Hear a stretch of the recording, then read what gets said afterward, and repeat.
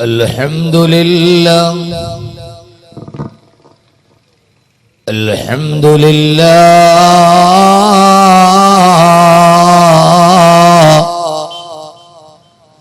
الحمد لله الواحد الأحد الفرد الصمد الذي لم يلد ولم يولد ولم يكن له كفوا أحد وأشهد أن لا إله إلا الله وحده لا شريك له وأشهد أن سيدنا ومولانا محمدا عبده ورسوله صلى الله على سيدنا محمد وعلى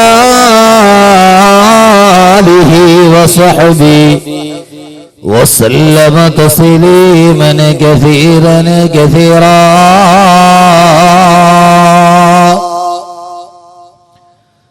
اللهم يا واجب الوجود ويا واهب الخير والجود ويا غاية كل مقصود أفض علينا أنوار رحمتك ويسر لنا الوصول إلى كمال معرفتك وأفوض أمري إلى الله إن الله بصير بالعباد وأن مردنا إلى الله وأن المسرفين هم أصحاب النار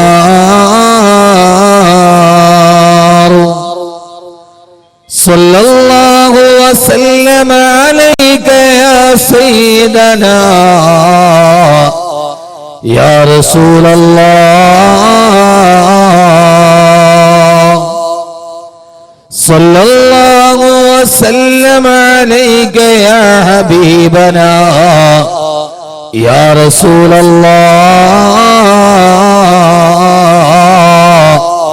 بلغت الرسالة وأديت الأمانة ونصحت الأمة وكشفت الغمة وجاهدت في سبيل ربك حق جهاده وعبدت ربك حتى أتاك اليقين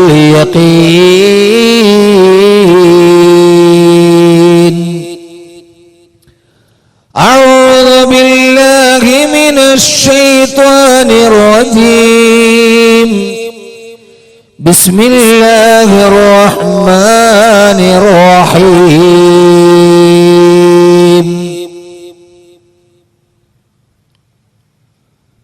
يا أيها الذين آمنوا اتقوا الله ولتنظر نفس ما قدمت لغد واتقوا الله إن الله خبير بما تعملون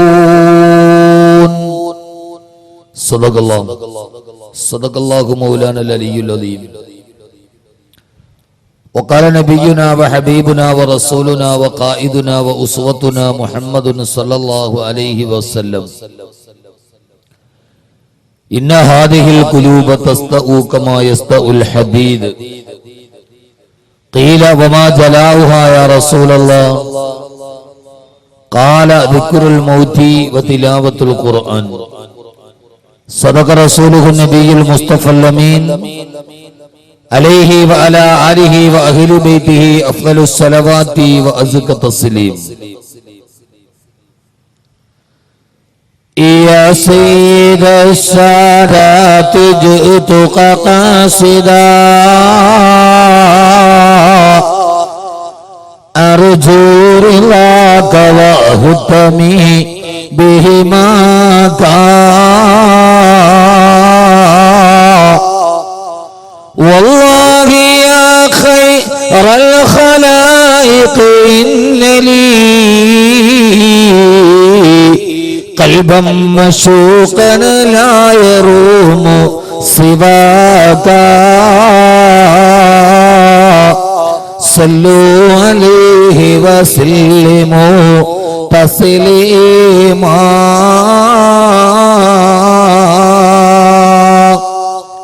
وعليك حبي يا رسول الله وعليك حبي يا رسول الله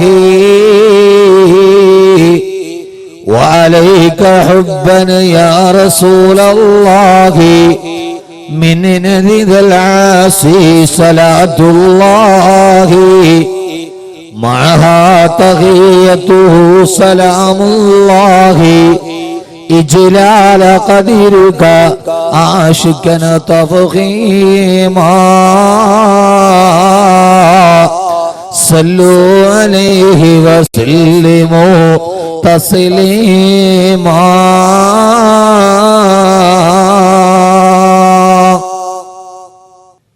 ഇന്ന് നമുക്ക് ഏറെ ആവശ്യമായ ചില ചിന്തകളിലേക്ക് ഞാൻ എൻ്റെ വിഷയത്തെ തിരിക്കുകയാണ്. നമ്മളെല്ലാവരും വല്ലാതെ പരാതി പറയാൻ തുടങ്ങിയിരിക്കുന്നു, ഈ ലോകം വല്ലാതെ മാറിപ്പോയി എന്ന്. പഴയ കാലത്തെ പോലെയല്ല ഈ കാലം എന്ന് എല്ലാവരും കാരണവന്മാര് മുഴുവനും പരിതപിക്കുന്നു. ഈ കാലഘട്ടത്തിൽ എങ്ങനെ ജീവിക്കുമെന്ന് യുവാക്കൾ വല്ലാതെ ആശങ്കപ്പെടുന്നു. ഈ ഒരു അസുര കാലഘട്ടത്തിൽ തങ്ങളുടെ മക്കളെ എങ്ങനെയാണ് വളർത്തുക എന്ന് മാതാപിതാക്കളുടെ ആശങ്ക. നാട് മുഴുവനും പിശാചുക്കൾ പാർക്കുന്ന വേതാള നഗരം പോലെ ഈ ഭൂമി അധപ്പതിച്ചു പോകുന്നു എന്ന വാർത്തകൾ, വൃത്താന്തങ്ങൾ രാപ്പകലുകളില്ലാതെ നാം നിശ്ചേന എന്നോണം കേട്ടുകൊണ്ടിരിക്കുന്നു. എന്താണ് ചെയ്യേണ്ടതെന്നറിയാതെ, എവിടെയാണ് ഒരു മാറ്റത്തിന്റെ തുടക്കമെന്നറിയാതെ, മാറ്റം ആഗ്രഹിക്കുന്ന ആളുകൾ മുഴുവനും മാറ്റം വേണ്ടേ എന്ന് ചോദിക്കുന്നതല്ലാതെ എവിടെയാണ് മാറ്റത്തിന്റെ തുടക്കമെന്ന കൂലങ്കശമായ ഒരു ചർച്ചയുടെ ബീജാഭാവം നടത്തുന്നതായി നാം ഒരിടത്തും കാണുന്നില്ല, കേൾക്കുന്നില്ല. എന്നാൽ എല്ലാവരുടെയും മനസ്സിൽ എങ്ങനെയാണ് ഇതിനൊരു മാറ്റമുണ്ടാവുക എന്ന ഒരു ചിന്ത എല്ലാവരുടെയും മനസ്സിലുണ്ട് താനും. നാം ഒരിക്കലും കേൾക്കാത്ത രീതിയിൽ ഭൂമി അധപ്പതനത്തിന് അധമഭാവതലങ്ങളിലോട്ട് കടന്നു പോവുകയാണ്. മനുഷ്യൻ മുഴുവനും പിശാചുക്കളായി മാറുന്ന, അധർമ്മം മുഴുവനും കൊടികുത്തിമാടുന്ന ഒരു പുതിയ നവലോകധർമ്മം നമുക്ക് സമ്മാനിച്ച ഒരു ഉപോൽപ്പന്നം പോലെ പ്രകൃതി ദുരന്തങ്ങൾ നമ്മെ വല്ലാതെ തുറച്ചു നോക്കുകയാണ്. ഈ അടുത്ത സമയത്ത് നാം കണ്ട കാഴ്ച, ഇന്ത്യയിൽ ഏറ്റവും കൂടുതൽ വരൾച്ച അനുഭവിക്കുന്ന ലാത്തൂർ ഗ്രാമത്തിൽ മുമ്പെങ്ങാണ്ടോ വറ്റിപ്പോയ പുഴയുടെ ഭാഗത്ത് കുടിച്ചു നോക്കുന്ന ഒരു കർഷകന്റെ ചിത്രം ഈ അടുത്ത ഭാഗത്ത് ഇന്ത്യ ടുഡേയിൽ കാണാനിടയായി. ഒരു കാലത്ത് ഏറ്റവും സുലഭമായി കൊണ്ടിരിക്കുന്ന, ഇലമായി കിട്ടിക്കൊണ്ടിരുന്ന വെള്ളം പോലും കിട്ടാക്കനിയായി മാറുന്ന, പണ്ടങ്ങാണ്ടോ നടന്നുപോയ, പണ്ടങ്ങാണ്ടോ തടം തല്ലി ആത്തൊഴുകിപ്പോയ നദിയുടെ അവശേഷിച്ച പാണ്ടുകളിൽ ഒരൽപ്പം ജലത്തിന്റെ കനിവുകളുണ്ടോ എന്ന് മനുഷ്യനല്ലാതെ നോക്കേണ്ട ഒരവസ്ഥയിലേക്ക് ഈ പ്രപഞ്ചം തന്നെ മാറിപ്പോവുകയാണ്. ആദരവായ പ്രവാചകൻ നബി മുഹമ്മദ് മുസ്തഫ സല്ലല്ലാഹു അലൈഹി വസല്ലം മുന്നറിയിപ്പ് നൽകിയിട്ടുണ്ട്. മനുഷ്യന്റെ പ്രവൃത്തികൾ എന്ന് നീചമാകുന്നുവോ അന്ന് പ്രകൃതി പോലും മനുഷ്യന് എതിരാകുമെന്ന് ലോകത്തിന്റെ നായകൻ നബി മുഹമ്മദ് മുസ്തഫ സല്ലല്ലാഹു അലൈഹി വസല്ലം മാത്രമല്ല, പ്രപഞ്ച ദൃഷ്ടാന്തങ്ങളെ മനുഷ്യന് വേണ്ടി ഞാൻ സൃഷ്ടിച്ചു എന്ന് നമുക്ക് വേണ്ടി പരിചയപ്പെടുത്തിയ അല്ലാഹുവിന്റെ വിശുദ്ധമായ ഖുർആൻ പോലും ലഹറൽ ഫസാദു ഫിൽ ബർരി വൽ ബഹരി ബിമാ ഖസബത് ഐദിൻ നാസ്, മനുഷ്യകർമ്മങ്ങൾ ചെയ്തു കൂട്ടുന്ന ദുഷ്കർമ്മങ്ങൾ കാരണത്താൽ ഈ ഭൂമി മുഴുവൻ കുഴപ്പങ്ങൾ വിതയ്ക്കാൻ പോകുന്നു എന്ന് അല്ലാഹുവിന്റെ ഖുർആൻ പോലും നമ്മോട് മുന്നറിയിപ്പ് നൽകിയിട്ടുണ്ട്. യഥാർത്ഥത്തിൽ എല്ലാ പ്രഭാഷണങ്ങളിലും ഇന്ന് കേട്ടു നിൽക്കുന്നത് ഇതുതന്നെയാണ്. കേരളം ഇതേവരെ കാണാത്ത ചൂടുകളിലേക്ക് 2 ദിവസമായി കേരളം കടന്നു പോകുമെന്നാണ് വാർത്താമാധ്യമങ്ങൾ റിപ്പോർട്ട് ചെയ്തത്. എന്താണ് ഇതിന്റെ കാരണമെന്ന് ചോദിച്ചാൽ, എവിടെയാണ് ഇതിന്റെ മാറ്റത്തിന്റെ തുടക്കമെന്ന് ചോദിച്ചാൽ ആർക്കും ഒരു വാക്കയും ഒരു വഴിയും പറയാനില്ല. എവിടെയാണ് ഇതിന്റെ ഒരു അവസാനം എന്ന് ചോദിച്ചാൽ, മനുഷ്യൻ രാക്ഷസീയ ഭാവം പൂണ്ടു എന്ന് ചോദിച്ചാൽ ഏതുവരെ എത്തി നിൽക്കുന്നു എന്ന് ചോദിച്ചാൽ, പണ്ട് കാലത്തൊക്കെ നമ്മുടെ നാട്ടിൽ പറയുമായിരുന്നു, കുട്ടികൾക്ക് പ്രായബുദ്ധിയായാൽ പിന്നെ മാതാപിതാക്കൾക്ക് ഉറക്കമില്ല, അച്ഛൻ ഉറങ്ങാത്ത വീട് എന്ന് പറയുമായിരുന്നു. ഇന്ന് കാലത്തിന്റെ ഗതിവിഗതികൾ സംഭവിച്ചപ്പോൾ അത് മാറി. ഇന്ന് പ്രായം കുറഞ്ഞ അച്ഛൻ വീട്ടിലുണ്ടെങ്കിൽ പ്രായബുദ്ധിയായ മകൾക്ക് താൻ കിടന്നുറങ്ങുന്ന ബെഡ്റൂമിന്റെ വാതിൽ കുച്ചിനാതെ കിടക്കാൻ പേടിയാവുന്ന ഒരു കാലഘട്ടത്തിലേക്ക് ആ പൊന്നോമന മകൾക്ക് പേടി അടുത്തുള്ള കള്ളുകച്ചവടക്കാരുടെയല്ല, അവിടുത്തെ നൊട്ടോറിയസ് ക്രിമിനലെയല്ല, ആ നാട്ടിലെ ഏറ്റവും ഒരു സദാചാര വിരുദ്ധനെയല്ല, തന്റെ റൂമിനോട് ചേർന്ന് കിടക്കുന്ന ചുമരിന്റെ മറുഭാഗത്ത് കിടന്നുറങ്ങുന്ന അച്ഛനെ പേടിച്ചിട്ട് സ്വന്തം ബെഡ്റൂമിന്റെ കുറ്റിയിടാൻ കഴിയാതെ ഉറങ്ങാൻ പറ്റാത്ത മക്കളുടെ കാലമായി പിശാചുക്കൾ പാർക്കുന്ന വേതാള നഗരം പോലെ ഈ ഭൂമി അതപ്പതിച്ചു പോകുമ്പോ സ്വന്തം പിതാവിനാൽ ഗർഭിണിയാക്കപ്പെട്ട 548 പെൺകുട്ടികൾ കേരളത്തിലുണ്ട് എന്ന റിപ്പോർട്ടുകൾ നമ്മോട് സൂചിപ്പിക്കുമ്പോ, കേരളത്തിന്റെ ഒരു പുതിയ കവി സത്താർ ആദൂരിന്റെ ഒരു 2 വരി കവിതയുണ്ട്. അദ്ദേഹം പറയുകയാണ്, ഇരുട്ടിന്റെ മറവിൽ തന്റെ മാറിന് നേരെ മാനഭംഗം ചെയ്യാൻ വരുന്നവരിൽ നിന്ന് രക്ഷ നേടാൻ പൊന്നുമോൾ ഉറക്ക വിളിച്ചു അച്ഛാ എന്ന് വിളിക്കാൻ അവൾ വാതുറന്നപ്പോഴാണ് തന്നെ മാനഭംഗപ്പെടുത്താൻ വരുന്നത് തന്റെ അച്ഛനാണ് എന്നവൾക്ക് മനസ്സിലായത്. ഇനി അവൾ ആരെ വിളിച്ചിട്ടാണ് ഒരു സംരക്ഷണത്തിന് കേടുക എന്ന് മലയാളത്തിന് ആധുനിക കവി ചോദിച്ച ഒരു ചോദ്യമുണ്ട്. യഥാർത്ഥത്തിൽ ഇന്ന് മനുഷ്യനെത്തി നിൽക്കുന്ന എല്ലാം ലൈംഗികതയാണ് എന്ന് കരുതുന്ന, എല്ലാം കാമത്തിന്റെ പേക്കൂത്താണ് ജീവിതത്തിന്റെ അവസാനത്തെ രസമെന്ന് കരുതുന്ന ഒരു വല്ലാത്ത അവസ്ഥയിലേക്ക് നമ്മുടെ സമൂഹം മാറിപ്പോവുകയാണ്. യഥാർത്ഥത്തിൽ ഈ സമൂഹത്തിന്റെ ദുഷ്കൃതികളിൽ പെട്ടുപോയവരും പെടാത്തവരും എല്ലാവർക്കും മനസ്സിൽ ആഗ്രഹമുണ്ട്, ഒരു മാറ്റം എല്ലാവരും കൊതിക്കുന്നുണ്ട്. പക്ഷെ മാറ്റം എവിടെയാണ് മാറ്റമുണ്ടാവുക? എങ്ങനെയാണ് ഈ മനുഷ്യരുടെ മാറ്റമുണ്ടാവുക? സ്വയം ഒരു പരിവർത്തനത്തിന് സാധ്യമല്ലല്ലോ. ഇന്ത്യ രാജ്യത്തിന്റെ പാർലമെന്റ് മന്ദിരത്തിന്റെ എല്ലാ കവാടങ്ങളിലും ഓരോ മതപ്രമാണങ്ങളുടെ ഓരോ വരികൾ എഴുതി വെച്ചിട്ടുണ്ട്. അതിന് 6ാം കവാടത്തിൽ അയം നിജപരോ വേദിഗണനാലകുചേതസ ഉദാര ചരിതാനാം തുവസുദൈവ കുടുംബകം എന്ന ഗീതയുടെ വാക്കുകൾ ഇപ്പോഴും എഴുതി വെച്ചിട്ടുണ്ട്. ഇന്ത്യ രാജ്യത്തിന്റെ പാർലമെന്റ് മന്ദിരത്തിന്റെ 7ാമത്തെ കവാടത്തിൽ വിശുദ്ധ ഖുർആന്റെ ഒരു ആയത്ത് എഴുതി വെച്ചിട്ടുണ്ട്. പാർലമെന്റ് മന്ദിരത്തിൽ ഇന്നല്ലാഹ ലാ യുഗയ്യിറു മാ ബിഖൗമിൻ ഹത്താ യുഗയ്യിറു മാ ബിഅൻഫുസിഹിം, സ്വയം നന്നാവാൻ ഒരു ജനത തീരുമാനിക്കുന്നത് വരെ അല്ലാഹു അവരെ മാറ്റുകയില്ല. ഒരു നാടിനെ ഒന്നായി ജിബി അലൈഹിസ്സലാത്തു വസ്സലാം മാന്ത്രിക ദണ്ഡുമായി വന്ന് ആളുകളെ തലയിൽ തലോടി ആ നാടിനെ മുഴുവൻ സ്വർഗമാക്കുക എന്ന ഒരു പതിവ് ഇസ്ലാമിനത് അന്യമാണ്. അല്ലാഹു പറയുന്നു, ഹത്താ യുഗയ്യിറു മാ ബിഅൻഫുസിഹിം, സ്വയം മാറണം. എനിക്ക് ഈ ജീവിതത്തിന്റെ അഴുക്കുചാലുകളിൽ നിന്ന് മാറി നടക്കണം. എനിക്ക് അല്ലാഹുവിന്റെ സ്വർഗത്തിലേക്ക് കടന്നു പോകണം. ഞാൻ ഈ ഭൂമിയിൽ ഇങ്ങനെ ജീവിക്കേണ്ടവനല്ല എന്ന ഒരു ബോധം ഹൃദയത്തിലുണ്ടാവുകയും സ്വയം മാറണമെന്ന് സ്വയം ആത്മാവനോട് മന്ത്രിക്കുകയും ചെയ്യുമ്പോഴാണ് അവന് മാറ്റമുണ്ടാകുന്നത് എന്ന് അല്ലാഹുവിന്റെ വിശുദ്ധമായ ഖുർആൻ. പക്ഷേ സ്വയം ആത്മാവ് മന്ത്രിച്ചാലും എങ്ങനെ മാറ്റത്തിന് തുടക്കം കുറിക്കണമെന്നറിയാതെ ജനത നെട്ടോട്ടം ഓടുകയാണ്. അല്ലാഹുവിന്റെ പ്രവാചകൻ സല്ലല്ലാഹു അലൈഹി വസല്ലമ പറഞ്ഞു, മനുഷ്യന്റെ ഹൃദയമാണ് നന്നാവേണ്ടത്. യഥാർത്ഥത്തിൽ നന്നാവേണ്ടത് ഹൃദയമാണ്. നമ്മുടെ എല്ലായിടത്തും നമ്മളിപ്പോ നമ്മുടെ അടുക്കലൊക്കെ നോക്കിയാൽ നാഷണൽ ഹൈവേയിലൊക്കെ ധാരാളം കണ്ണിന് വേണ്ടി പ്രത്യേകം ഹോസ്പിറ്റലുകൾ ഇപ്പോൾ കേരളത്തിൽ വളരെ സ്വാഭാവികമാണ്. കണ്ണിന് വേണ്ടി. കാരണം മനുഷ്യന്റെ കണ്ണിന് കാഴ്ചശക്തി നഷ്ടപ്പെട്ടുകൂടാ. എന്നാൽ അള്ളാഹുവിന്റെ ഖുർആൻ പറയുന്നു, കണ്ണിനല്ല കാഴ്ചശക്തി നഷ്ടപ്പെടാതിരിക്കേണ്ടത്, ഹൃദയത്തിന്റെ കാഴ്ചയാണ് നഷ്ടപ്പെടാതിരിക്കേണ്ടത്.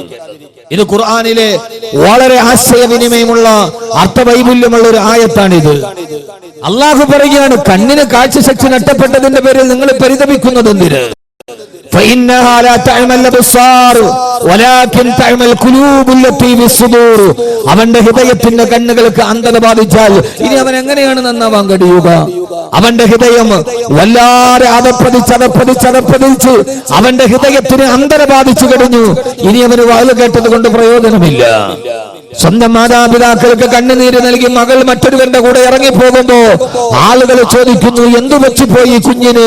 മാതാപിതാക്കളുടെ കണ്ണുനീര് കാണാൻ അവളുടെ ഹൃദയത്തിന് കാഴ്ചയില്ലേ എന്ന്. ഇല്ല, കാരണം മാതാപിതാക്കളുടെ കണ്ണുനീര് കാണാൻ കഴിയാത്ത രീതിയിൽ ഈ മക്കളുടെ ഹൃദയത്തിന് അന്ധത ബാധിച്ചു എന്നാണ് നമുക്ക് മനസ്സിലാകുന്നത്. എങ്ങനെയാണ് ഇവരുടെ ഹൃദയത്തിന് അന്ധത ബാധിച്ചത്? എങ്ങനെയാണ് ഇവരുടെ ഹൃദയത്തിന് അന്ധത ബാധിച്ചത്? ആ അന്ധത ബാധിച്ചത് എങ്ങനെയാണ് എന്ന ചോദ്യത്തിന് മറുപടിയായിട്ടാണ് ആദരവായ പ്രവാചകൻ നബി മുഹമ്മദ് മുസ്തഫ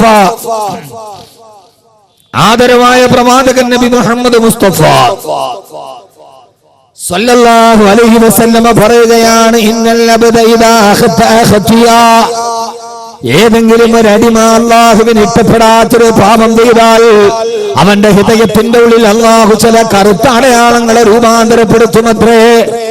ഓരോ പാപം ചെയ്യുന്തോറും അവന്റെ ഹൃദയത്തിന്റെ ഉള്ളിൽ ചില കറുകറുത്ത അടയാളങ്ങൾ വീണ് ആ കറുത്ത അടയാളം അവന്റെ ഹൃദയത്തിൽ പാപത്തിന് അനന്തരഫലമായി രൂപാന്തരപ്പെടുമ്പോ ഹബീബായ നബി സല്ലല്ലാഹു അലൈഹി വസല്ലമ പറയുകയാണ്, ഇദാ താബാ വസ്തഗ്ഫറ, അവൻ പശ്ചാത്തപിക്കുകയും ഇസ്തിഗ്ഫാർ ചെയ്യുകയും ചെയ്താൽ, ഒരു പാപം ചെയ്ത ഉടനെ താൻ ചെയ്തതൊരു പാപമാണെന്ന് അവന്റെ ഹൃദയത്തിൽ ബോധോദയം ഉണ്ടാവുകയും അല്ലാഹുവേ ഈ പാപം ചെയ്യുന്നത് നിനക്ക് ഇഷ്ടമല്ലല്ലോ എന്ന ബോധോദയത്തോടെ ഇദാ താബാ വസ്തഗ്ഫറ, അവൻ തൗബ ചെയ്ത് ഇസ്തിഗ്ഫാർ ചെയ്താൽ ആ കറുത്ത അടയാളത്തെ ഹൃദയത്തിൽ അല്ലാഹു മായിച്ചു കളയുമത്രേ. വീണ്ടും അവന്റെ ഹൃദയം സ്ഫടിക സമാനമായി ജ്വലിക്കുമത്രേ. അതല്ല, പാപം ചെയ്തതിന്റെ കൂടെ അത് പാപമാണെന്ന് കരുതി പശ്ചാത്തപിച്ച് തിരിച്ചു വരാറ് വീണ്ടും അവൻ പാപം തന്നെ ചെയ്യാൻ തീരുമാനിച്ചാൽ അല്ലാഹു പറയുകയാ, ഓരോ കറുത്ത അടയാളങ്ങൾ ഓരോന്നായി അവന്റെ ഹൃദയാന്തരത്തിൽ രൂപാന്തരപ്പെട്ടു അവസാന പാപത്തിന്റെ തോതനുസരിച്ച് അവന്റെ ഹൃദയം മുഴുവൻ കറുത്ത് കരുവാളിച്ചു പോകും. അതിനാണ് റാൻ എന്ന് പറയുന്നതെന്ന് ഹബീബായ നബി മുഹമ്മദ് മുസ്തഫ. ആ ഒരവസ്ഥയ്ക്കാണ് റാൻ എന്ന് പറയുന്നത്. അതാണ് ഖുർആൻ പറഞ്ഞത്, കല്ലാ ബൽ റാന അലാ ഖുലൂബിഹിം മാ കാനൂ യക്സിബൂൻ.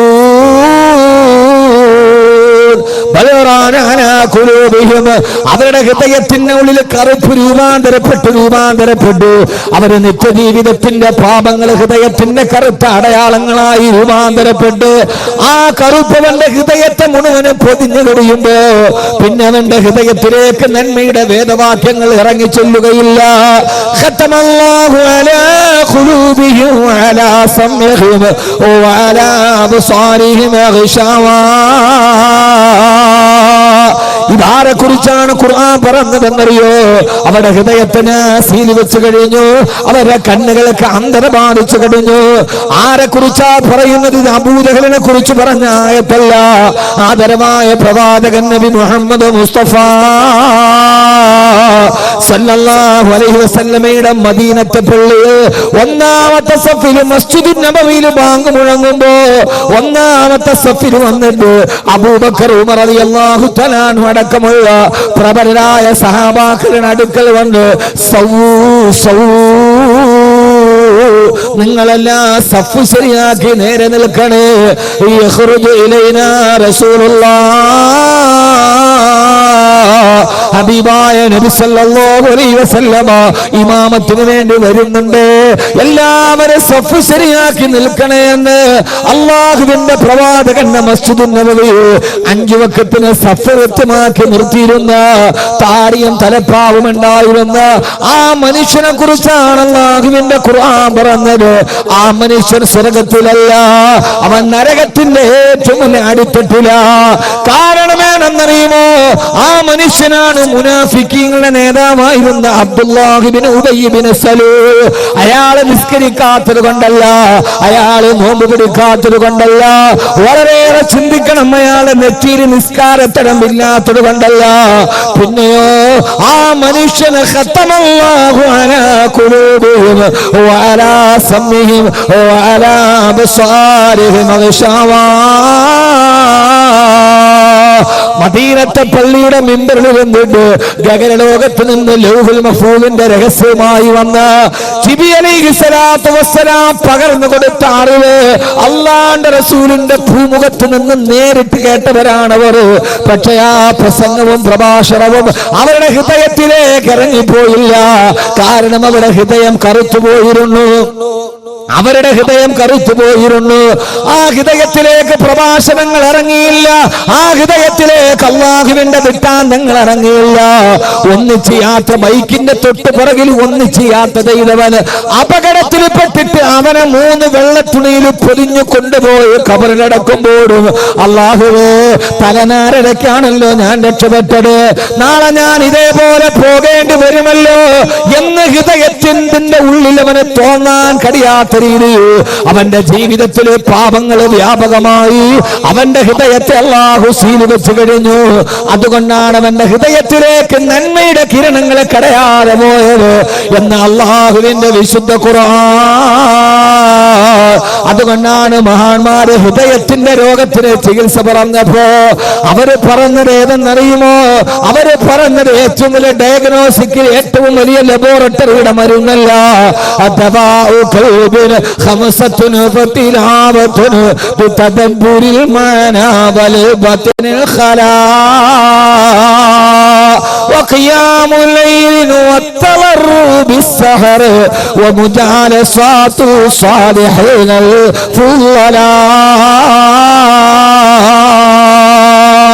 ആ മഹാന്മാരോടുള്ള സാഹചര്യം ഉണ്ടാകണമെന്ന് വരെ പറയാനുള്ള കാരണം, എന്റെ പ്രിയപ്പെട്ട സഹോദരാ, ഇങ്ങനെ തന്നെ ഈ ലോകാവസാനം വരെ, അല്ലെങ്കിൽ അവനവന്റെ ജീവിതത്തിന്റെ അവസാനം വരെ ഇങ്ങനെ തന്നെ ജീവിക്കാനാണോ? അതല്ല ഒരു മാറ്റത്തിന് തുടക്കമുണ്ടാകണോ?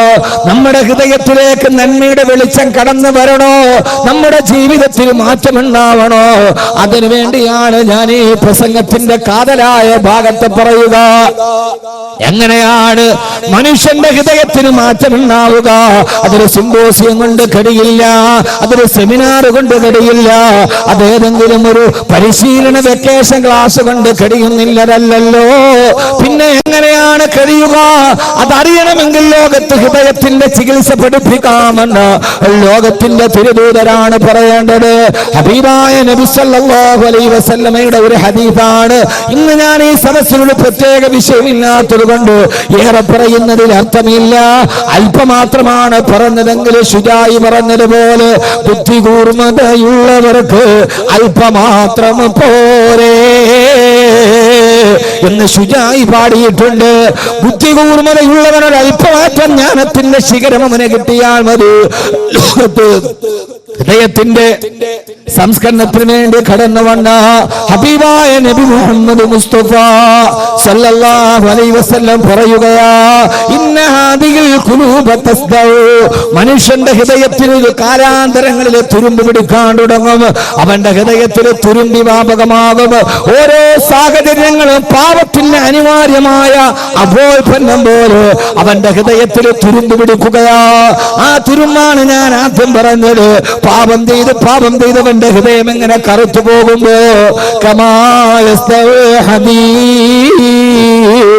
ഇരുമ്പിന് തുരുമ്പ് പിടിക്കുന്നത് പോലെ, ഏത് വിധമാണോ ഇരുമ്പിനെ തുരുമ്പ് നശിപ്പിക്കുന്നത്, അതേപോലെ നിങ്ങളുടെ ഹൃദയത്തെ തുരുമ്പ് നശിപ്പിച്ചു കളയും എന്ന് ഹബീബായ മുത്തുനബി സല്ലല്ലാഹു അലൈഹി വസല്ലമ സഹാബത്തിനോട് പറഞ്ഞപ്പോ സഹാബാക്കളുടെ ഭാഗത്തുനിന്ന് ഒരു ചോദ്യമുണ്ടായി.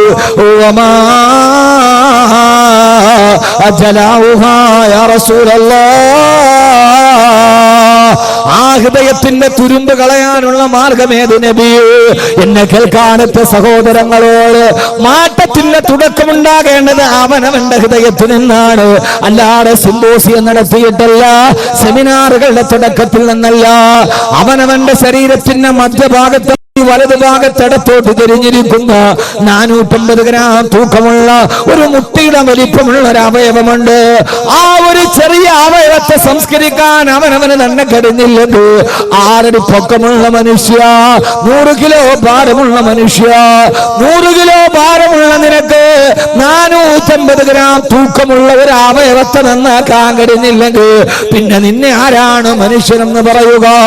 ഹബീബായ നബിയോട് ചോദിച്ചു, യാ റസൂലല്ലാഹ്, ഓ വമാ ജലാഉഹാ യാ റസൂലല്ലാഹ്, നബിയെ നിങ്ങളുടെ ഹൃദയത്തിന്റെ തുരുമ്പ് കളയാനുള്ള മാർഗം ഏതാണ്? എന്നെ കേൾക്കാനെത്തിയവരോട്, അങ്ങകരെ മാറി നിന്നവരോട് അവനവന്റെ ഹൃദയത്തിന് സംസ്കരണം എന്നാണ് മുത്ത് റസൂൽ പറഞ്ഞത്. 2 മാർഗമാണ്. ആ മാർഗം ഏതെന്നറിയോ? അള്ളാന്റെ റസൂൽ പറഞ്ഞത് പാതിരാത്രിയിൽ എല്ലാവരും ഉറക്കത്തിന്റെ കരിമ്പടം പുതച്ചു കിടക്കുമ്പോ രാത്രി എഴുന്നേറ്റ് നിന്ന് തഹജ്ജുദ് നിസ്കരിക്കാനല്ല, നിങ്ങളെ തസ്ബീഹ് പിടിച്ചിട്ട് ദിക്ർ വർദ്ധിപ്പിക്കാനല്ല. അള്ളാന്റെ റസൂൽ 2 പ്രായോഗിക മാർഗങ്ങളാണ് പറഞ്ഞു കൊടുത്തത്. അള്ളാന്റെ റസൂൽ പറഞ്ഞു, ഒന്ന് ദിക്റുൽ മൗതി, മരണത്തെ ഓർക്കുക. ദിക്റുൽ മൗതി, മരണത്തെ ഓർക്കുക. ഹബീബായ നബി സല്ലല്ലാഹു അലൈഹി വസല്ലമയുടെ അടുക്കലേക്ക് വന്നിട്ട് ഒരു സഹാബി പറഞ്ഞുവല്ലേ, യാ റസൂലല്ലാഹ്,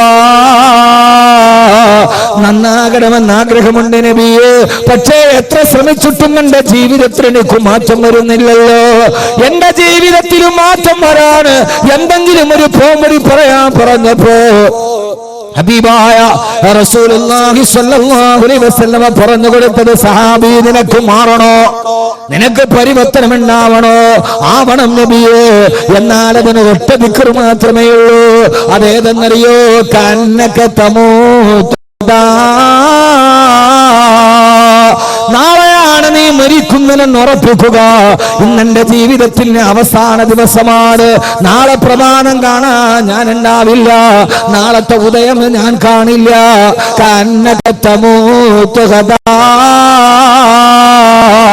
നാളെ ഞാൻ മരിക്കുമെന്ന് ഉറപ്പിക്കുക. ഏത് സമയത്താണ് മരണം നമ്മെ തേടിയെത്തുന്നതെന്ന് നമുക്കറിയില്ലല്ലോ. ഈ അടുത്ത കാലത്ത് മലയാള കേരളത്തെ പിടിച്ചു കുലുക്കിയ ദുരന്തമാണ് പരവൂര് പുട്ടിങ്ങൽ ക്ഷേത്രത്തിലെ വെടിക്കെട്ട് ദുരന്തം.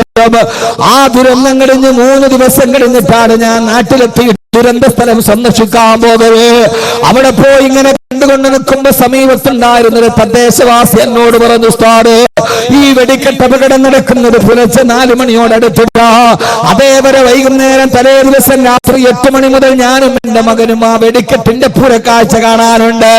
അത് കണ്ട് രാവിലെ 4 മണി വരെ ഞങ്ങൾ അവിടെ ഉണ്ടായിരുന്നു. അവസാനത്തെ വെടിക്കെട്ട് നടക്കാൻ പോവുകയാ. തലേ ദിവസം 8 മണിക്ക് തുടങ്ങിയ വെടിക്കെട്ടിന് സമാപനം കുറിച്ച് അതിന് ആശാന്മാരുടെ ചോയ്സായിട്ട് നടക്കുന്ന അവസാനത്തെ സമാപന വെടിക്കെട്ട് നടക്കാൻ പോവുകയാ. അവസാനത്തെ പൊടിപൂരം കാണാൻ എല്ലാവരും ആകാംക്ഷയോടെ വെടിപ്പുരയുടെ അടുത്തേക്ക്, വെടിക്കെട്ട് നടക്കുന്നിടത്തേക്ക് അടുത്തു. ഞാനും അത് അടുത്തു നിന്ന് കാണാൻ ആഗ്രഹത്തോടെ പോയപ്പോ എന്റെ മകൻ എന്റെ കയ്യിൽ പിടിച്ചിട്ട് പറഞ്ഞ, അച്ഛാ, എനിക്ക് ഉറക്കം വരുന്നു, എനിക്ക് വല്ലാതെ ദാഹിക്കുന്നു പറഞ്ഞ് കുഞ്ഞു കരയാൻ തുടങ്ങി. ഞാൻ അവരോട് ദേഷ്യപ്പെട്ടിട്ട് പറഞ്ഞു, ഇതേവരെ ഇതുകൂടി കണ്ടിട്ട് പോവാ. എന്തെന്നറിയില്ല, എന്തിനെന്നറിയില്ല, പതിവില്ലാത്ത വാശീരന്റെ കുഞ്ഞുമോൻ എന്റെ കയ്യിൽ പിടിച്ചെന്നെ വലിച്ചു. എനിക്ക് വിശക്കുന്നു, എനിക്ക് ദാഹിക്കുന്നു. ഞാൻ അവനൊരു വെള്ളം വാങ്ങിച്ചു കൊടുത്തിട്ട് തിരിച്ചു വരാന്ന് കരുതി എന്റെ കുഞ്ഞെന്നെ കയ്യിൽ പിടിച്ചു ബലമായി പിടിച്ചു കൊണ്ടുപോയി. ഞാൻ അപ്പുറത്തേക്ക് ഒരു 500 മീറ്റർ മാറിയില്ല. ആകാശത്തേക്ക് മാറിവില്ല് പൊട്ടിവിടരുന്നത് പോലെ നയനമനോഹരമായ കാഴ്ച കാണിച്ച ക്ഷേത്ര പരിസരത്ത് അതാ തീഗോളങ്ങൾ മേഘജാലത്തിന് പിടിച്ചതുപോലെ പൊട്ടുയരുന്നു. ചിതൽ കഷണങ്ങൾ, കോൺക്രീറ്റ് കഷണങ്ങൾ വായുവിൽ ഉരിഞ്ഞു പോകുന്നു. ആ ഒരു സമയത്തെങ്ങാനും ഞാൻ അവിടെ നിന്നിരുന്നത് എന്റെയും എന്റെ മകന്റെ ഈ ചിതറിത്തെറിച്ച ശരീരാവശിഷ്ടങ്ങൾ ഈ ഭാഗത്ത് കാണുമായിരുന്നു പറയുമ്പോ, എന്റെ പ്രിയപ്പെട്ട ചെറുപ്പക്കാരാ, ഒരു കാര്യം ഞാൻ ഓർമ്മിപ്പിക്കട്ടെ. ആ സമയത്ത് അതിന്റെ മറുഭാഗത്ത് വെടിപ്പുരക്ക് തീ പിടിച്ചിട്ട് കോൺക്രീറ്റ് ഭീമുകൾ തകർന്നു കിടക്കുന്നുണ്ട്. അയാൾ എന്നോട് പറഞ്ഞ്, തകർന്നു കിടക്കുന്ന കോൺക്രീറ്റ് ഭീമുകളുടെ ഇടയിൽ 5 ശരീരങ്ങളാ കുടുങ്ങിക്കിടന്നത്. അതിന്റെ അടിയിൽ കെട്ട് അരഞ്ഞരഞ്ഞു പോയോ. ആ ദുരന്തത്തിന്റെ കഥ അനുസ്മരിച്ച രതീഷ് എന്ന ഫയർഫോഴ്സുകാരൻ പിന്നെ എഴുതി വെച്ചല്ലോ. ഞാൻ ആ വെടിക്കെട്ടിന്റെ ദുരന്തത്തിന്റെ കഥ കേട്ടിട്ട് 11 മിനിറ്റ് കൊണ്ട് ഫയർഫോഴ്സ് സ്ഥലത്തെത്തി. എല്ലായിടത്തും കൂരാകൂറിയിട്ടാണ് വൈദ്യുതി വിച്ഛേദിക്കപ്പെട്ടു. എങ്ങും മനുഷ്യമാംസത്തിന്റെ കത്തിക്കരിയുന്ന രൂക്ഷഗന്ധങ്ങളാ. രക്ഷാപ്രവർത്തനത്തിന് വേണ്ടി ഓടിച്ചെല്ലുമ്പോ ആരോ എന്റെ കാലിന് കെട്ടിപ്പിടിക്കുന്നത് പോലെ തോന്നി. ഞാൻ തിരിഞ്ഞു നോക്കുമ്പോ ശരീരം മുഴുവനും പാതി വെന്തുമാറി ഒരു ചെറുപ്പക്കാരനാ ഭീമിന്റെ ഉള്ളിൽ അരക്കകി പോട്ട് കുടുങ്ങിക്കിടക്കുകയാ. സാറേ, എന്നെ വിട്ടിട്ട് പോകരുത്, എന്നെ പിടിച്ചിട്ടൊന്ന് തിരിച്ചു കിടത്തണേ, എനിക്ക് വേദന സഹിക്കാൻ കഴിയില്ലെന്ന് പറഞ്ഞപ്പോ ആരാ മോനെയാ പറഞ്ഞതാരാ? അതിനു മുമ്പ് സ്വന്തമായി തിരിഞ്ഞു കിടന്ന് സ്വന്തമായിട്ട് അവിടേക്ക് നടന്നു വന്ന സ്വന്തമായിട്ട് അവിടെ നിന്നിട്ടെല്ലാം കണ്ടുകൊണ്ടിരുന്ന എല്ലാവരോട് സഹോദരങ്ങളെ, ആ മനുഷ്യനാണ് മരണത്തിന് അനിവാര്യമായ ദുരന്ത മുഖത്തിന് മുമ്പിൽ നിൽക്കുമ്പോ എനിക്ക് സ്വയമായി തിരിയാൻ കഴിയില്ല, എന്നെ ഒന്ന് തിരിച്ചു മാറ്റിക്കിടത്തുമോ? ഒന്ന് സ്വയമായിട്ടൊന്ന് മാറിക്കിടക്കാൻ മറ്റൊരു തന്റെ കാലിൽ പിടിച്ചനുഭവിക്കേണ്ട അവസ്ഥ. അവരെന്നോട് പറഞ്ഞു, ആ ഭീമൊന്ന് മാറ്റാൻ JCB ഒന്നും അനങ്ങുന്നില്ല, രണ്ടാമത്തെ JCB ഒന്നും അനങ്ങുന്നില്ല. 3 JCB വന്നിട്ട് അതിന് 3 ടീത്തുകൾ ഒരേ സമയത്ത് പിടിച്ചപ്പെടാ ഭീമൊന്നനങ്ങി മാറിയത്. എന്നെ കേൾക്കാനെത്തുന്ന എന്റെ പ്രിയപ്പെട്ട ചെറുപ്പക്കാരാ, 3 JCB ഒരേ സമയത്ത് പിടിച്ചിട്ട് മാത്രം അനങ്ങിയ ഭീമാണ് അവിടെ നിന്ന് 1.5 കിലോമീറ്റർ അകലെ പരവൂർ ടൗണിന്റെ ഭാഗത്ത് ആ സമയത്ത് ആകാശത്തുകൂടി പറന്നുപോയി ബൈക്കിലേക്ക് കയറാൻ പോകുന്ന ചെറുപ്പക്കാരന് ആകാശത്തിലൂടെ പറന്നുപോയി. അത് നേരെ പോയി ടാർ റോഡിൽ ഇടിച്ചിട്ട് അവിടെ നിന്ന് നേരെ എതിർവശത്തുള്ള കടയുടെ ഷട്ടറിലിടിച്ച് അവിടെ നിന്ന് നേരെ തിരിച്ചാ ബൈക്കിലോട്ട് കയറുന്ന ചെറുപ്പക്കാരന്റെ തല അരച്ചുകൊണ്ട് കടന്നുപോയത്, തല തൊട്ടിത്തെറിച്ചുകൊണ്ട് കടന്നു പോകുന്നത്. ഞാനൊന്ന് ചോദിക്കട്ടെ, മരണമെത്തുന്ന 4 മിനിറ്റ് മുമ്പ് തൊട്ടടുത്ത് നിന്നവനെ 1/2 മീറ്റർ 500 മീറ്റർ അപ്പുറത്തേക്ക് മാറ്റിയിട്ട് 1.5 കിലോമീറ്റർ അപ്പുറത്ത് നിന്നവന്റെ അടുത്തിലേക്കും മരണത്തെ കൊണ്ടുപോയടാരാ? അത്രയും നേരം അടുത്ത് നിന്നവനോട് ഇല്ല 4-ാം മാസത്തിൽ നിന്റെ ഉമ്മാന്റെ ഗർഭാശയത്തിൽ ഞാൻ എഴുതി വെച്ച നിന്റെ ആയുസിന്റെ രേഖ എത്തിയിട്ടില്ല എന്ന് പറഞ്ഞിട്ടും മകന്റെ രൂപത്തിൽ കൈവെള്ളയിൽ പിടിച്ചിട്ട് അകലേക്ക് മാറ്റിയതാരാ? 1.5 കിലോമീറ്റർ ഒന്നുമില്ലാതെ മാറി നിന്നവന്റെ അടുക്കലേക്ക് ആകാശത്തേക്ക് പാഞ്ഞുപോയ കോൺക്രീറ്റ് ബീം തറയിൽ കൊണ്ടിട്ട് ഷട്ടറിൽ തൊട്ട് തിരിച്ചു വന്ന് അവന്റെ തല പൊട്ടിത്തെറിച്ചു കൊണ്ടുപോയി. 1.5 കിലോമീറ്റർ അപ്പുറത്ത് നിന്നവനോട് 4-ാം മാസത്തിൽ ഉമ്മാടെ ഗർഭാശയത്തിൽ വെച്ച് നിന്റെ തലയിൽ ഞാൻ എഴുതി വെച്ച ആയുസ് നിമിഷത്തോടെ നിന്ന് പറഞ്ഞ് അടുത്ത് നിന്നവനെ അകലേക്ക് മാറ്റുകയും അകലെ നിന്നവനെ മരണത്തിന് പിടികൊടുക്കുകയും ചെയ്തതാരാ? ചെയ്ത തമ്പുരാനാണ്. ലാ ഹൗല വലാ ഖുവത ഇല്ലാ ബില്ലാഹ്. അവനാണ് ഏകനായ നിന്റെ റബ്ബെങ്കിൽ എന്റെ പൊന്നുമോനെ, വഫൂക തദ്ബീരിനാ വലില്ലാഹി തഖ്ദീറു. നമ്മളൊക്കെ ചിന്തിക്കുന്നതിനപ്പുറത്തേക്ക് അല്ലാഹുവിന്റെ ഒരു തീരുമാനത്തിന് മുമ്പിലൂടെ നമ്മൾ ഇങ്ങനെ നടന്നു പോകുകയാ. എന്താണ് എന്റെ റബ്ബിനെ കുറിച്ച് നാളെ തീരുമാനിച്ചിരിക്കുന്നതെന്ന് എനിക്കറിയില്ലല്ലോ. അടുത്ത നിമിഷം എന്റെ ജീവിതത്തിന്റെ എന്റെ റബ്ബിന്റെ തീരുമാനം എന്തെന്ന് എനിക്കറിയില്ലല്ലോ. അതുകൊണ്ട് ഒരാൾക്കും ജീവിതത്തിലും മാറണമെന്ന് ആഗ്രഹമുണ്ടോ? അതിലേറ്റവും പ്രധാനപ്പെട്ട കാര്യം കന്നക തമൂതു ഗദാ, നാളെ അവൻ മരിക്കുമെന്ന് ഉറപ്പിക്കുക. നാളെ രാവിലെയാണ് എന്റെ വീടിന്റെ മുമ്പിൽ നീല ടാർപ്പായ വലിച്ചു കെട്ടുന്നത്. നാളെയാണ്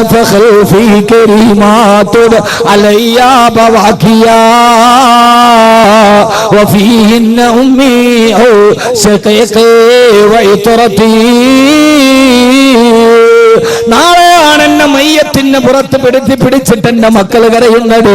നാളെയാണ് എന്റെ ഭാര്യയോട് ഞാൻ സലാം ചൊല്ലുന്നത്. നാളെയാണ് എന്റെ തൊണ്ടക്കുടിയിലെ ശബ്ദം വിട്ടുപോകുന്നത്.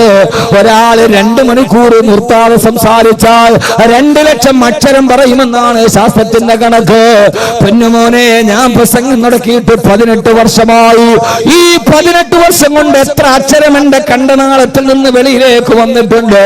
അത്രത്തോളം കോടാനുകോടാ കോടാനുകോടി അക്ഷരങ്ങൾ ഈ കണ്ണനാളത്തിൽ നിന്ന് വിസ്മയിപ്പിച്ചുകൊണ്ട് പടത്തിക്കൊണ്ടുപോയ അഹമ്മദ് കബീർ അവന്റെ നാവിൽ നിന്ന് ഒരു ശബ്ദം വെളിയിൽ വരാതെ മലത്തിക്കിടത്തപ്പെടുന്നൊരു ദിവസമുണ്ട്. കെട്ടിപ്പിടിച്ചിട്ട് പൊട്ടിക്കരയുന്ന മക്കളോട് വാപ്പാ പോവുകയാണോ എന്ന് ചോദിക്കുമ്പോ മക്കള് വാപ്പ പോകുന്നത് വേറൊരു സ്ഥലത്തേക്കാണ്, അവിടെ നിങ്ങൾ വരുന്നതിനകത്ത് നിങ്ങളുടെ വാപ്പയുണ്ടാകുമെന്ന് പറയാണ്.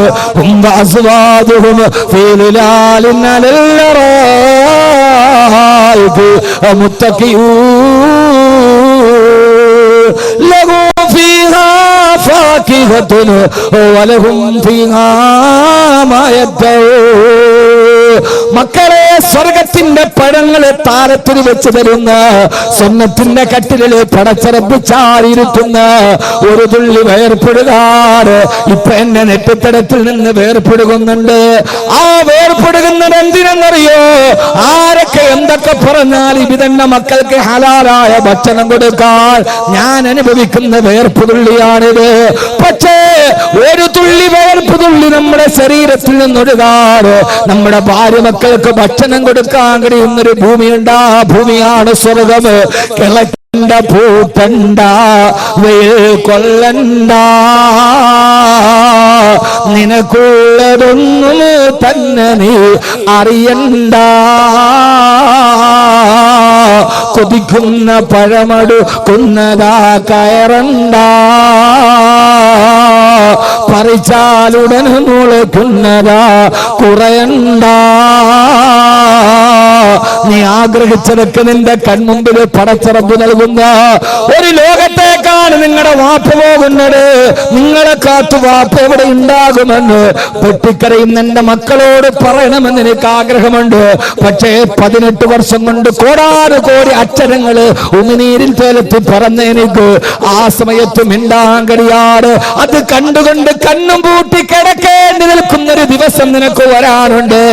ആ ദിവസമാണ് തുഅമ്മലു ഫിദ്ദുനിയാ, തുഅമ്മലു ഫിദ്ദുനിയാ. ഈ ദുനിയാവിലെ ആഗ്രഹങ്ങൾക്ക് അറുതിയിടപ്പെടുന്ന ദിവസം നാളെയാണ് ഞാൻ മരിക്കുന്നത് എന്ന് നമ്മൾ ആര് എന്ന് ഹൃദയത്തിൽ ഉറപ്പിക്കുന്നു. അന്നാണ് നമ്മൾ ജീവിതത്തിൽ മാറാൻ തുടങ്ങുക. ഹബീബായ നബി സല്ലല്ലാഹു അലൈഹി വസല്ലമയുടെ അടുക്കലേക്ക് വന്ന് ഒരു സഹാബി പറഞ്ഞു, യാ റസൂലല്ലാഹ്, നിസ്കാരത്തിൽ ഇഖ്ലാസ് കിട്ടുന്നില്ല നബിയേ. എത്ര നിസ്കരിക്കാൻ കൈകെട്ടിയാലും എല്ലാ പെണ്ണുങ്ങളെയും സംശയമാണല്ലോ.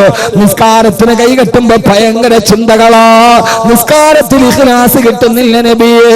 എന്റെ നിസ്കാരത്തിൽ ഇഖ്ലാസ് കിട്ടാൻ ഒരു ദിക്ർ പറഞ്ഞു നടക്കുമോ? ദിക്റില്ല പെങ്ങളെ, സലാത്തില്ല പെങ്ങളെ. അല്ലാഹുവിന്റെ റസൂൽ പറഞ്ഞു, സഹാബി നിന്റെ നിസ്കാരത്തിൽ നിനക്ക് ഇഖ്ലാസ് കിട്ടണോ? കന്ന സലാത്ത് മുവദ്ദിഅൻ, യാത്ര പറയാൻ പോകുന്നവന്റെ നിസ്കാരമാണെന്ന് കരുതി നിസ്കരിക്കുക. ഇതെന്റെ അവസാനത്തെ ഇശാ നിസ്കാരമാണ്. നാളെ സുബഹി നിസ്കരിക്കാൻ ഞാൻ ഉണ്ടാവില്ല. ഞാൻ മണ്ണിന്റെ അടിയിലേക്ക് പോകാൻ പോവുകയാ. ഇതൊടുക്കത്തെ നിസ്കാരമാണെന്ന് ഓരോ വക്കത്ത് നിസ്കരിക്കുക. എന്നാ നിന്റെ നിസ്കാരത്തിൽ നിനക്ക് ഇഖ്ലാസ് കിട്ടുമെന്ന് ലോകത്തിന്റെ മുത്ത്, ആദർശത്തിന്റെ സത്ത്, ആമനയുടെ പൊന്നേ പൊന്നൊളി മുത്ത് നബി മുഹമ്മദ് മുസ്തഫ. അപ്പൊ യഥാർത്ഥത്തിൽ എന്താ ഇതിന്റെ അർത്ഥം? എല്ലാവരെയും അത് ബാധിച്ചിട്ടുണ്ട്, ആണും പെണ്ണും ഒക്കെ. 2025 കേരളത്തിൽ പുരുഷന്മാരെക്കാൾ മദ്യപന്മാർ സ്ത്രീകളാകുമെന്നാണ് പുതിയ സാമൂഹ്യ വകുപ്പിന്റെ സർവേ. സ്ത്രീകൾ മദ്യപിക്കാൻ തുടങ്ങി. 7 വയസ്സുകാരൻ കഞ്ചാവ് വലിക്കാൻ തുടങ്ങി എന്ന് പറഞ്ഞാൽ പണ്ട് കാലത്ത് നമുക്ക് ചിന്തിക്കാൻ പോലും കഴിയാത്തത് ഇന്ന് നമ്മുടെ മുമ്പിൽ. പെണ്ണുങ്ങൾ കല്ലുടിക്കാൻ തുടങ്ങി. ഈ അടുത്ത സമയത്ത് ഈ ആറ്റിങ്ങലടുത്ത് തന്നെ നാട്ടിൽ നിന്നൊരു പെൺകുട്ടിയെ കെട്ടിച്ചു. വിവാഹബന്ധം ഫെയിലർ ആയപ്പോ മധ്യസ്ഥ ചർച്ചയ്ക്ക് വേണ്ടി പോയപ്പോൾ ആ പെൺകുട്ടി കരഞ്ഞുകൊണ്ട് ഞാനടക്കമുള്ള സദസ്സിൽ പറഞ്ഞത്, ആ വീട്ടിലെ ആണും പെണ്ണും മുഴുവനും വൈകുന്നേരം ടെറസിലിരുന്ന് മദ്യപിക്കും, എന്നെ മദ്യപിക്കാൻ എന്നെ നിർബന്ധിച്ചു, ഞാൻ അതുകൊണ്ടാണ് അവിടെ നിന്ന് ഇറങ്ങി വന്നതെന്നാണ് ഒരു പെൺകുട്ടി ഒരു അനുരഞ്ജന സദസ്സിൽ ഈ മഹലിൽ ആറ്റിങ്ങൽ പരിസരത്തുള്ള ഒരു വീടിനെ കുറിച്ച് പറഞ്ഞു. ഞാൻ വീടൊന്നും പറയുന്നില്ല, കാരണം ഇത് നടുറോട്ടിട്ട് കുത്തിക്കൊല്ലേണ്ട സ്ഥലമാണ്. അതുകൊണ്ട് പട്ടാപ്പകൽ പോകുന്നവനെ പുറകിൽ നിന്ന് മാങ്ങാക്കത്തി കൊണ്ട് എറിയണ നാടായി മാറി. അതുകൊണ്ട് ഞാൻ കൂടുതലേക്ക് പറയുന്നില്ല. ഞാൻ പറയുന്നതിന്റെ അർത്ഥം, ആലപ്പുഴ തീരദേശ ഹൈവേയിൽ പോലീസ് ചെക്ക് ചെയ്യുന്നു, മദ്യപിക്കുന്നവരെ നോക്കി. ആ സമയത്തൊരു ഭാര്യയും ഭർത്താവും ഡീസന്റായി കാർ ഓടിച്ചു വന്നു. നിർത്തി. അവർ അനലൈസറിൽ ഊതാൻ പറഞ്ഞു. ഊതിയപ്പോൾ ബീപ് ശബ്ദമടിച്ചു. അയാളോട് പറഞ്ഞു, നിങ്ങൾ മദ്യപിച്ചിരുന്നു. അയാൾ പറഞ്ഞില്ല, ഞാൻ മദ്യപിച്ചിട്ടില്ല.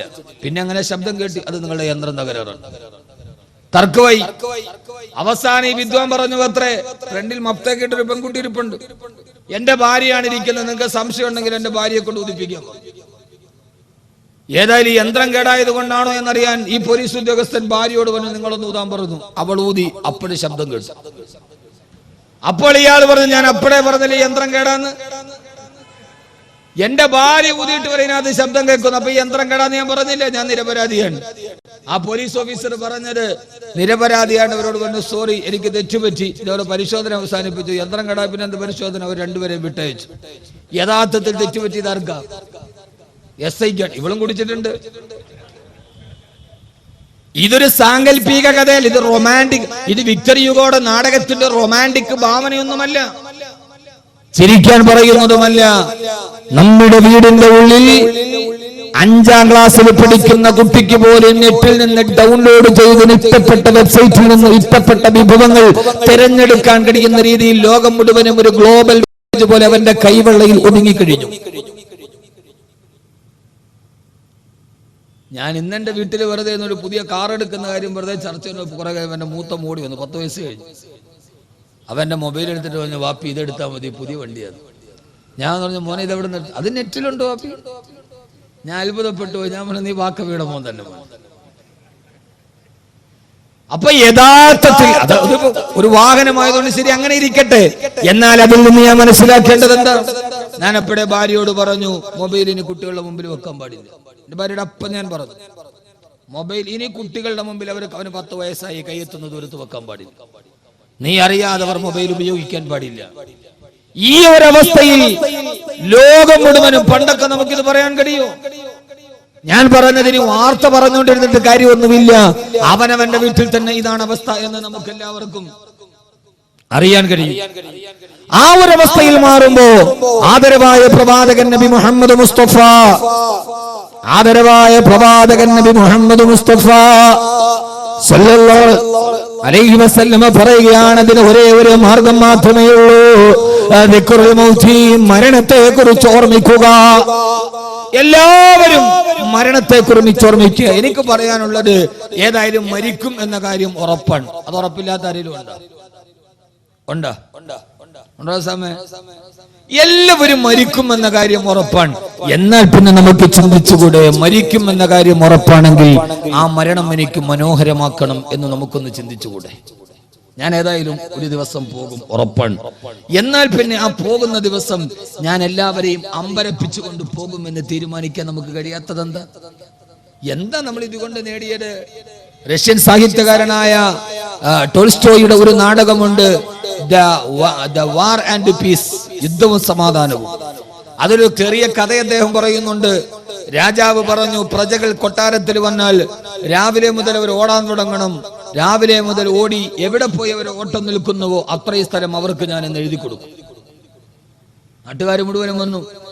രാവിലെ മുതൽ ആളുകൾ ഓടാൻ തുടങ്ങി. എവിടം വരെ ഓടിയെത്തുന്നു അത് മുഴുവനും രാജാവ് അവർക്ക് സ്വന്തമായി കൊടുക്കും.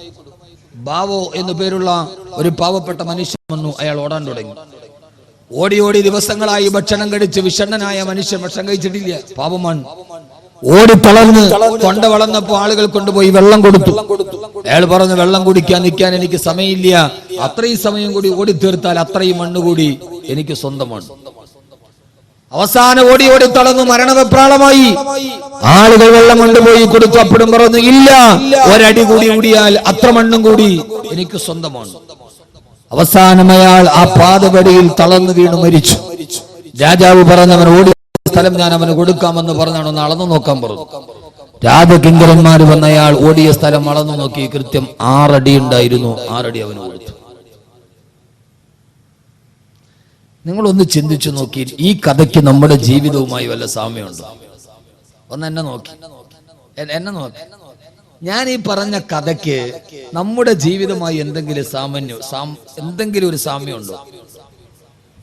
ഒന്ന് നന്നായിട്ട് ഉറങ്ങാൻ കഴിയാതെ, ഒന്ന് നന്നായി വിശ്രമിക്കാൻ കഴിയാതെ, നന്നായിട്ടൊരു ഭക്ഷണം കഴിക്കാൻ കഴിയാതെ, ഭാര്യയുടെയും മക്കളുടെ കൂടെയും ഒരു അല്പനേരം സ്വന്തമായിട്ടൊന്നും ഇരിക്കാൻ കഴിയാതെ, നമ്മുടെ മാതാപിതാക്കളോട് കുശലം ചോദിക്കാൻ പോലും സമയമില്ലാതെ, ഒരു മുണ്ട് പോലും എടുത്തെടുക്കാൻ കഴിയാതെ, രോഗമുണ്ടെന്നറിഞ്ഞിട്ടും ഡോക്ടറെ പോലും കാണാൻ പോലും സമയം കിട്ടാതെ നമ്മൾ ഇങ്ങനെ ഓടി ഓടി ഓടി ഓടി ഓടി ഓടി സമ്പാദിച്ചിട്ടും ഏറ്റവും അവസാനം നമുക്ക് സ്വന്തമായി കിട്ടിയത് എന്താണ്? എന്താ സ്വന്തമായി കിട്ടിയത്? 6 അടി മണ്ണ്. 6 അടി മണ്ണിന്റെ ജന്മി എന്ന് പഴയൊരു പാട്ട് കേട്ടിട്ടുണ്ട്. യഥാർത്ഥത്തിൽ ഈ ഓടിയിട്ടൊക്കെ നമുക്ക് കിട്ടിയത് 6 അടി മണ്ണല്ലേ? അതിന്റെ അപ്പുറത്തേക്ക് ആരാ കൊണ്ടുപോയത്? ആരും കൊണ്ടുപോയിട്ടില്ല. എന്നാൽ പിന്നെ നമുക്ക് ചിന്തിച്ചുകൂടെ? എന്താ ചിന്തിക്കേണ്ടത്? ഏതായാലും ഒരു ദിവസം ഈ ലോകത്തിന്റെ ഈ തീർത്ഥാടനത്തിന് അവസാനം കുറിച്ച് ഞാൻ ഏറ്റവും അവസാനം ഇവിടെ നിന്ന് തിരിച്ചു പോകും 6 അടി മണ്ണ് മാത്രമാണ് എനിക്ക് സ്വന്തമുള്ളതെങ്കിൽ എന്റെ അവസാനത്തെ മരണ ദിവസം ഏറ്റവും മനോഹരമാക്കണമെന്ന് എനിക്ക് ചിന്തിച്ചുകൂടെ? അതാണല്ലോ ഒരു മനുഷ്യ ജീവിതത്തിന്റെ അവസാനത്തെ തെളിവെങ്കിൽ. എന്റെ പ്രിയപ്പെട്ട സഹോദരങ്ങളെ, മഹാനായ അസ്റായീൽ അലൈഹിസ്സലാത്തു വസ്സലാം കടന്നു വരുമ്പോ യഥാർത്ഥത്തിൽ അസ്റായീലത്തെ പേടിക്കേണ്ട ആളൊന്നുമല്ല. എല്ലാവരും മരണദൂതനെ പറഞ്ഞ് പേടിക്കാറുണ്ട്. പക്ഷേ മഹാനായ ഹുദൈഫ റളിയല്ലാഹു തആല അൻഹു വഫാത്താകുന്ന നേരം അസ്റായീൽ അലൈഹിസ്സലാത്തു വസ്സലാം റൂഹ് പിടിക്കാൻ വന്നപ്പോ ഹുദൈഫ റളിയല്ലാഹു തആല അൻഹു ഉറക്കെ പറഞ്ഞു, ഹബീബുന ജാഇലാ ഫാഖാ, ഞാൻ ഇതേവരെ കാണാൻ ആഗ്രഹിച്ച എന്റെ കൂട്ടുകാരൻ ആരെയാണോ ഒന്ന് കാണാൻ ഞാൻ എന്റെ ഹൃദയത്തിൽ കൊതിച്ചിരുന്നത്, ആ കൂട്ടുകാരൻ ഹബീബുന് ജാഇലാ ഫാഖാ. ആ കൂട്ടുകാരൻ എന്റെ തലയുടെ മുകൾ ഭാഗത്ത് വന്ന് നിൽക്കുന്നവല്ലോ. ഞാൻ ഇയാളെയാണ് കാണാൻ കൊതിച്ചിരുന്നത്. ഇദ്ദേഹം വരുന്നത് കാത്തിട്ടാണ് ഞാൻ ഇരുന്നത്. ഈ അസ്റായീലിനെ കാണുമ്പോ ഹബീബുന് എന്റെ കൂട്ടുകാരനാണ് ജാഇലാ ഫാഖാ, എന്റെ തലയുടെ മുകളിൽ ആ കൂട്ടുകാരൻ വന്നു നിന്നല്ലോ എന്ന് പറയാ കഴിയുന്ന അവസ്ഥയിലേക്ക് സഹോദരങ്ങളെ നമ്മുടെ ജീവിതത്തെ മാറ്റിയെടുക്കുക. ഏത് സമയത്ത് വിട പറഞ്ഞാലും ആ സമയത്ത് സന്തോഷത്തോടെ വിട പറയാ. മഹാനായ സയ്യിദുനാ അബൂബക്കർ സിദ്ദീഖ് റളിയല്ലാഹു അൻഹു, മഹാനായ അബൂബക്കർ സിദ്ദീഖ് റളിയല്ലാഹു തആല അൻഹു 1-2 മരണങ്ങൾ പറഞ്ഞിട്ട് രണ്ടാമതൊരു മൂലി കൂടി പ്രവാചകൻ പറയുന്നുണ്ട്. അത് നമ്മുടെ ജീവിതത്തിലേറെ പ്രാവർത്തികമാക്കാനുള്ളതാ. മഹാനായ അബൂബക്കർ റളിയല്ലാഹു തആല സക്കറാത്തിന്റെ വേദനയിൽ കിടക്കുമ്പോ പ്രിയപ്പെട്ട പുത്രി ആയിഷ റളിയല്ലാഹു തആല ഉപ്പാന്റെ അടുക്കലേക്ക് വരികയാ. ഉപ്പാന്റെ മരണവേദന കണ്ടിട്ട് ഉപ്പാന്റെ ചാരത്ത് നിന്ന് പൊട്ടിക്കരഞ്ഞിട്ട് ആയിഷ റളിയല്ലാഹു തആല പറഞ്ഞു, ഉപ്പ മരണപ്പെട്ടു പോയാൽ പിന്നെ ഉപ്പാക്ക് പകരം നിങ്ങൾക്ക് ആരാണുള്ളത്? ഉപ്പാക്ക് പകരം മറ്റൊരാളില്ലല്ലോ ഉപ്പാ. അപ്പോഴാണ് അബൂബക്കർ റളിയല്ലാഹു തആല പറഞ്ഞു, മോളെ ആയിഷ, മരണമെത്തിയാൽ അങ്ങനെ പറയണമെന്നല്ലല്ലോ ഖുർആൻ പറഞ്ഞത്. സക്കറത്തുൽ മൗതി ബിൽ ഹഖ് ദാലിക മാ കുൻത മിൻഹു തഹീദ്. അങ്ങനെയല്ലേ ഖുർആൻ പറഞ്ഞു തന്നത്? നീ ആഗ്രഹിക്കാതെ ഓടി ഒളിച്ച മരണം നിന്റെ കൺമുമ്പിലെത്തി, നിന്നെ ഇതാ മരണം പിടികൂടാൻ പോവുകയാണ്. അങ്ങനെയല്ലേ പറയേണ്ടത് ആയിഷ? ഇത് കേട്ട ആയിഷ റളിയല്ലാഹു തആല കരയാൻ തുടങ്ങി. വബിയലു യുസ്തസഖൽ ഗമാമു ബിവജ്ഹിഹി ഹിമാലുൽ യതാമാ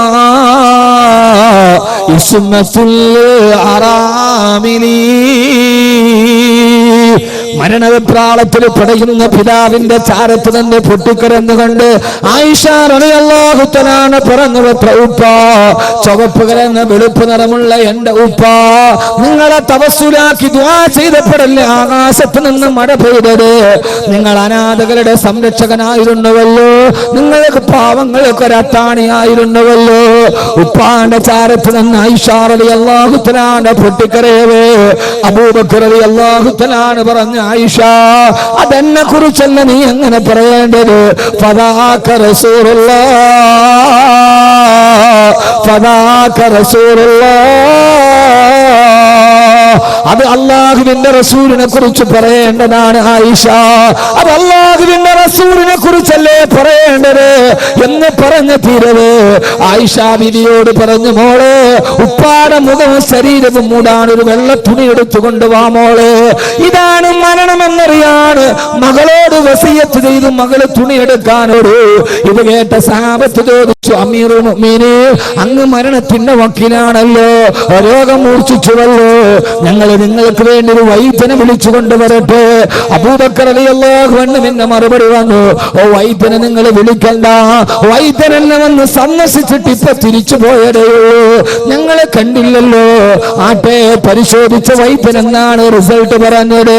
ബഹുമാനപ്പെട്ട അബൂബക്കർ റളിയല്ലാഹു തആല അൻഹു എന്നെ മറുപടി, എന്നെ പരിശോധിച്ചിട്ട് വൈദ്യൻ എന്നോട് പറഞ്ഞു, ഇന്നി ഫആലുന ലിമാ ഉരീദ്, നീ എന്റെ അടുക്കലേക്ക് വരാൻ പോവുകയാ, എന്താണോ എനിക്ക് തോന്നുന്നത് അതുപോലെ നിന്നോട് ഞാൻ പെരുമാറുമെന്ന് ആ സന്ദർശകൻ എന്നോട് പറഞ്ഞിട്ടാണ് പോയതെന്ന് മഹാനായ സയ്യിദുനാ അബൂബക്കർ സിദ്ദീഖ് റളിയല്ലാഹു തആല അൻഹു.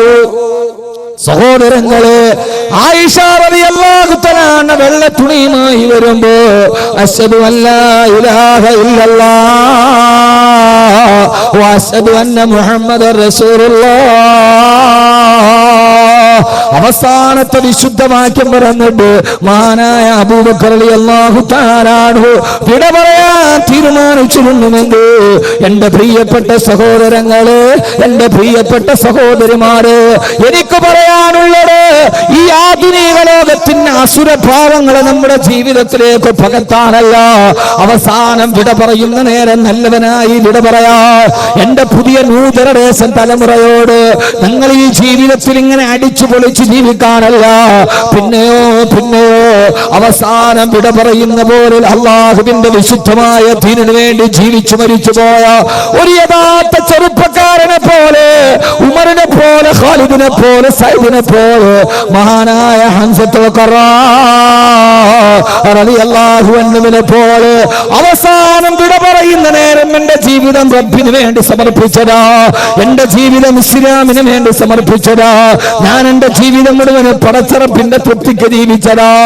അവസാനം വിട പറയുന്ന നേരത്ത് നാളെ പരലോകത്ത് കിട്ടുന്ന സ്വർഗത്തിന്റെ ഛായാചിത്രം അവനവന്റെ കൺമുമ്പുകളിൽ തെളിഞ്ഞു കണ്ട് സുന്ദരമായി വിട പറയാ പുതിയ തലമുറയ്ക്ക് കഴിയാതെ പോയാ, ന്യൂ ജനറേഷന് കഴിയാതെ പോയാ, നമ്മുടെ ലോകമെന്ന് പേരിട്ട് കൊടുത്തൊരു പേരാണ് ന്യൂ ജനറേഷൻ എന്ന് പറഞ്ഞാൽ പുതിയ തലമുറ, ന്യൂ ജനറേഷൻ എന്ന് പറഞ്ഞാൽ പുതിയ തലമുറ.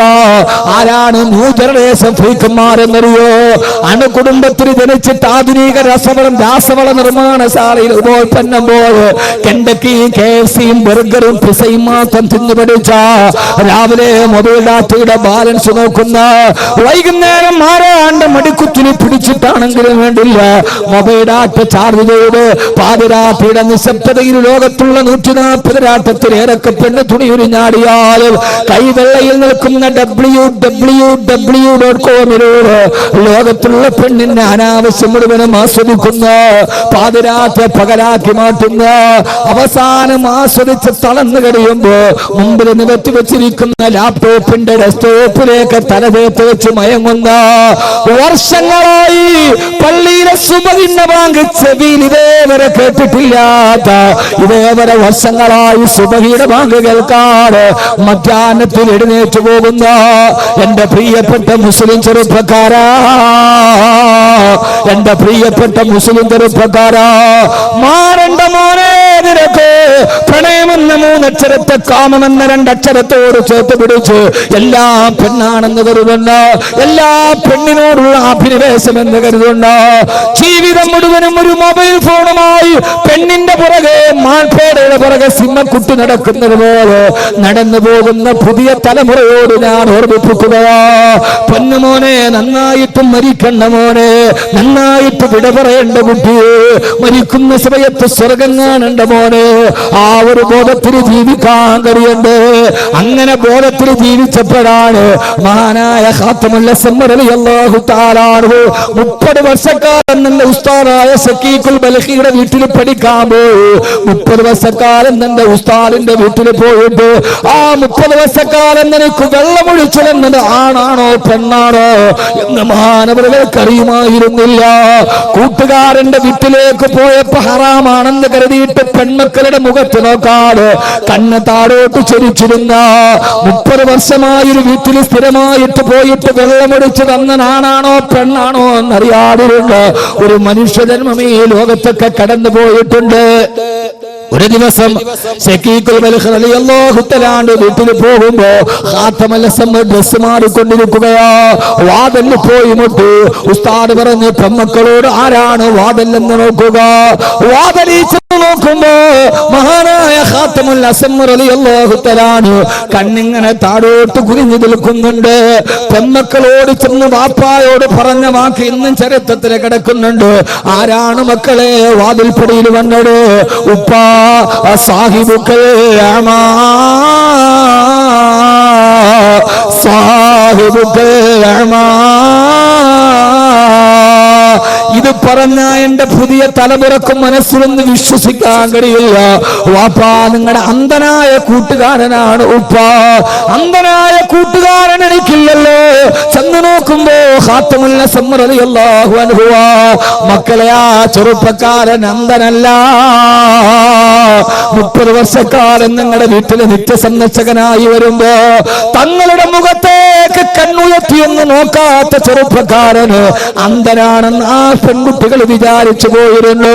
21ാം നൂറ്റാണ്ടിൽ ചിന്തിക്കാൻ കഴിയോ ഇങ്ങനെ ഒരു ചെറുപ്പക്കാരനെ കുറിച്ച്? കടന്നു പോകുന്നവന്റെ വീട്ടിലെ പെണ്ണിനെ പോലെ കാമത്തിന്റെ മെത്തയിൽ കിടത്തുന്ന സീരിയലിന്റെ മോഹമായിട്ട് കഴിഞ്ഞ ശാരി എന്ന നമ്പൂതിരി കുട്ടി കോട്ടയം മെഡിക്കൽ കോളേജിന്റെ മോർച്ചറിയിൽ 90% പൊള്ളലേറ്റ് കൊണ്ടുപോകാൻ കാരണക്കാരിയായ അവളുടെ വീട്ടിലെ നിത്യസന്ദർശകയായിരുന്നു.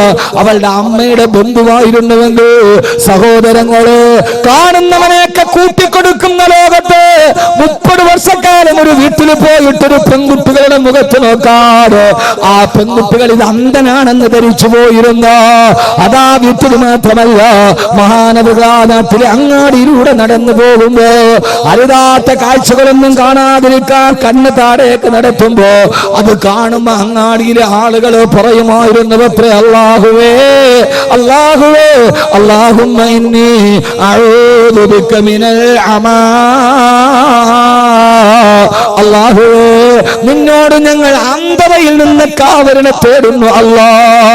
ആ നടന്നു പോകുന്ന മനുഷ്യനോട് അന്ധനാണെന്ന് കരുതിയിട്ട് അങ്ങാടിയിലെ ചുറ്റുവട്ടത്ത് നിന്ന ആളുകൾ ഞങ്ങളെ ഇങ്ങനെ അന്ധനാക്കല്ലേ അല്ലാ എന്ന് കാവലിനെ തേടുന്ന രീതി അല്ലാഹുവിന് ഇഷ്ടപ്പെടാത്തവന്റെ കണ്ണിന് വേണ്ടാന്ന് പറഞ്ഞിട്ട് സഹോദരങ്ങളെ എന്റെ ചെറുപ്പക്കാരെ നമ്മുടെ കണ്ണുകൾ കൊണ്ട് കാണുന്നത് പാപമാ. ഒന്നും വേണ്ട, നമ്മുടെ ഹൃദയം കറുക്കാൻ അധിക സമയം വേണ്ട. കണിയാപുരത്ത് നിന്ന് നേരെ കഴക്കൂട്ടം വരെ സഞ്ചരിച്ചാൽ മതിലുകൾ വെച്ചിരിക്കുന്ന പോസ്റ്ററുകൾ കണ്ടാൽ മതി.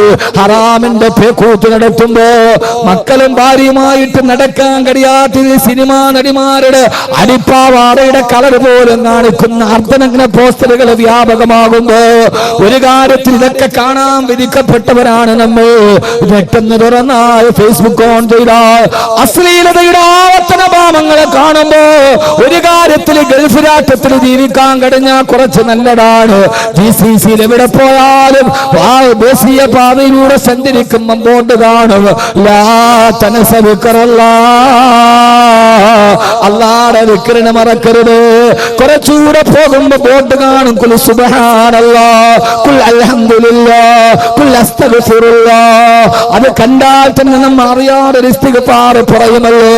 പക്ഷേ നമ്മുടെ പ്രബുദ്ധ കേരളത്തിൽ അരക്കടി പോട്ട് തുണിയില്ലാത്ത പെണ്ണിന്റെ ആവാസത്തിന് അശ്ലീലതകൾ കാണുമ്പോ എന്റെ പൊന്നുമോനെ ലൈല മജ്നു പാടിയിട്ടുണ്ടല്ലോ. ലൈല മജ്നു പാടിയിട്ടുണ്ടല്ലോ വകൈഫ തറാ ലൈല ബിഐനിൻ തറാ ബിഹാ സിവാഹാ ഫമാ തഹറത് ബിൽ മദാബിഇ മജ്നു ലൈലയെ പ്രേമിച്ച് ഞാൻ നിങ്ങളോടൊരു പ്രേമത്തിന്റെ കഥ പറയാ ഇൻഷാ അല്ലാഹ്. രസകരമായ ഒരു പ്രേമകഥ നിങ്ങൾക്ക് ഞാൻ പറഞ്ഞു തരാം. അതാകുമ്പോ പിന്നെ കുട്ടികൾക്ക് വലിയ ഇഷ്ടമാണല്ലോ. ലൈല മജ്നു ലൈലയെ ഒത്തിട്ട് മജ്നൂൻ എന്ന കാമുകം പാടിയടാ. ഞാൻ എന്റെ കണ്ണുകൾ കൊണ്ട് ലൈലയല്ലാത്തൊരു പെണ്ണിനെ കണ്ടാൽ പിന്നെ എനിക്ക് ലൈലയെ ആ കണ്ണുകൊണ്ട് കാണണമെങ്കിൽ കരഞ്ഞ് കണ്ണുനീര് കൊണ്ട് എന്റെ കണ്ണ് കഴുകി ശുദ്ധിയാക്കിയാലല്ലാതെ ഞാൻ എന്റെ ലൈലയെ വഞ്ചിച്ചല്ലോ. അവളല്ലാത്തൊരു പെണ്ണിനെ ഞാൻ നോക്കിയല്ലോ.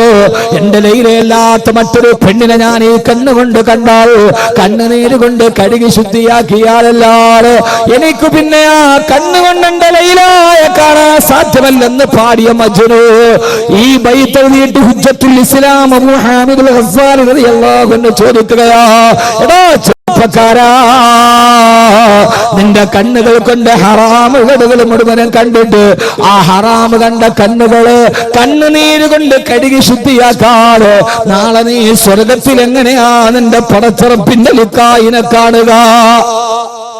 ആ കണ്ണുകൊണ്ട് നിനക്ക് അല്ലാണ്ട് ലിക്കായിനെ കാണാൻ പറ്റുമോ?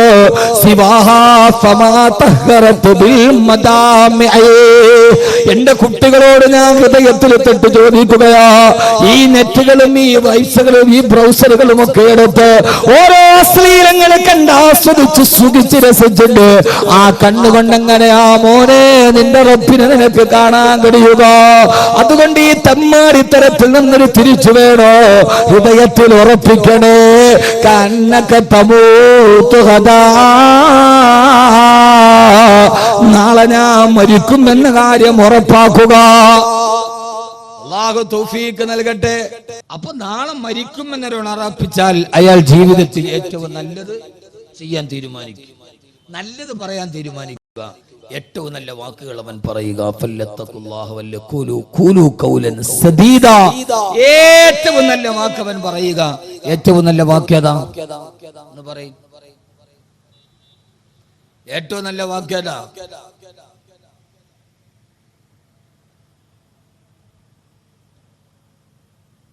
അല്ലാഹു അക്ബർ. അതറിയില്ല, ഇനിയിപ്പോ അതിനെ ഗൂഗിളിൽ സെർച്ച് ചെയ്യണം. ഏറ്റവും നല്ല വാക്യതാന്നറിയാം.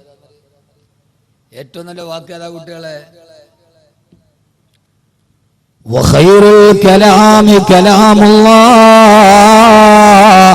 ഏറ്റവും നല്ല വാക്ക് അല്ലാഹുവിന്റെ കലാമായ ഖുർആനാണ്.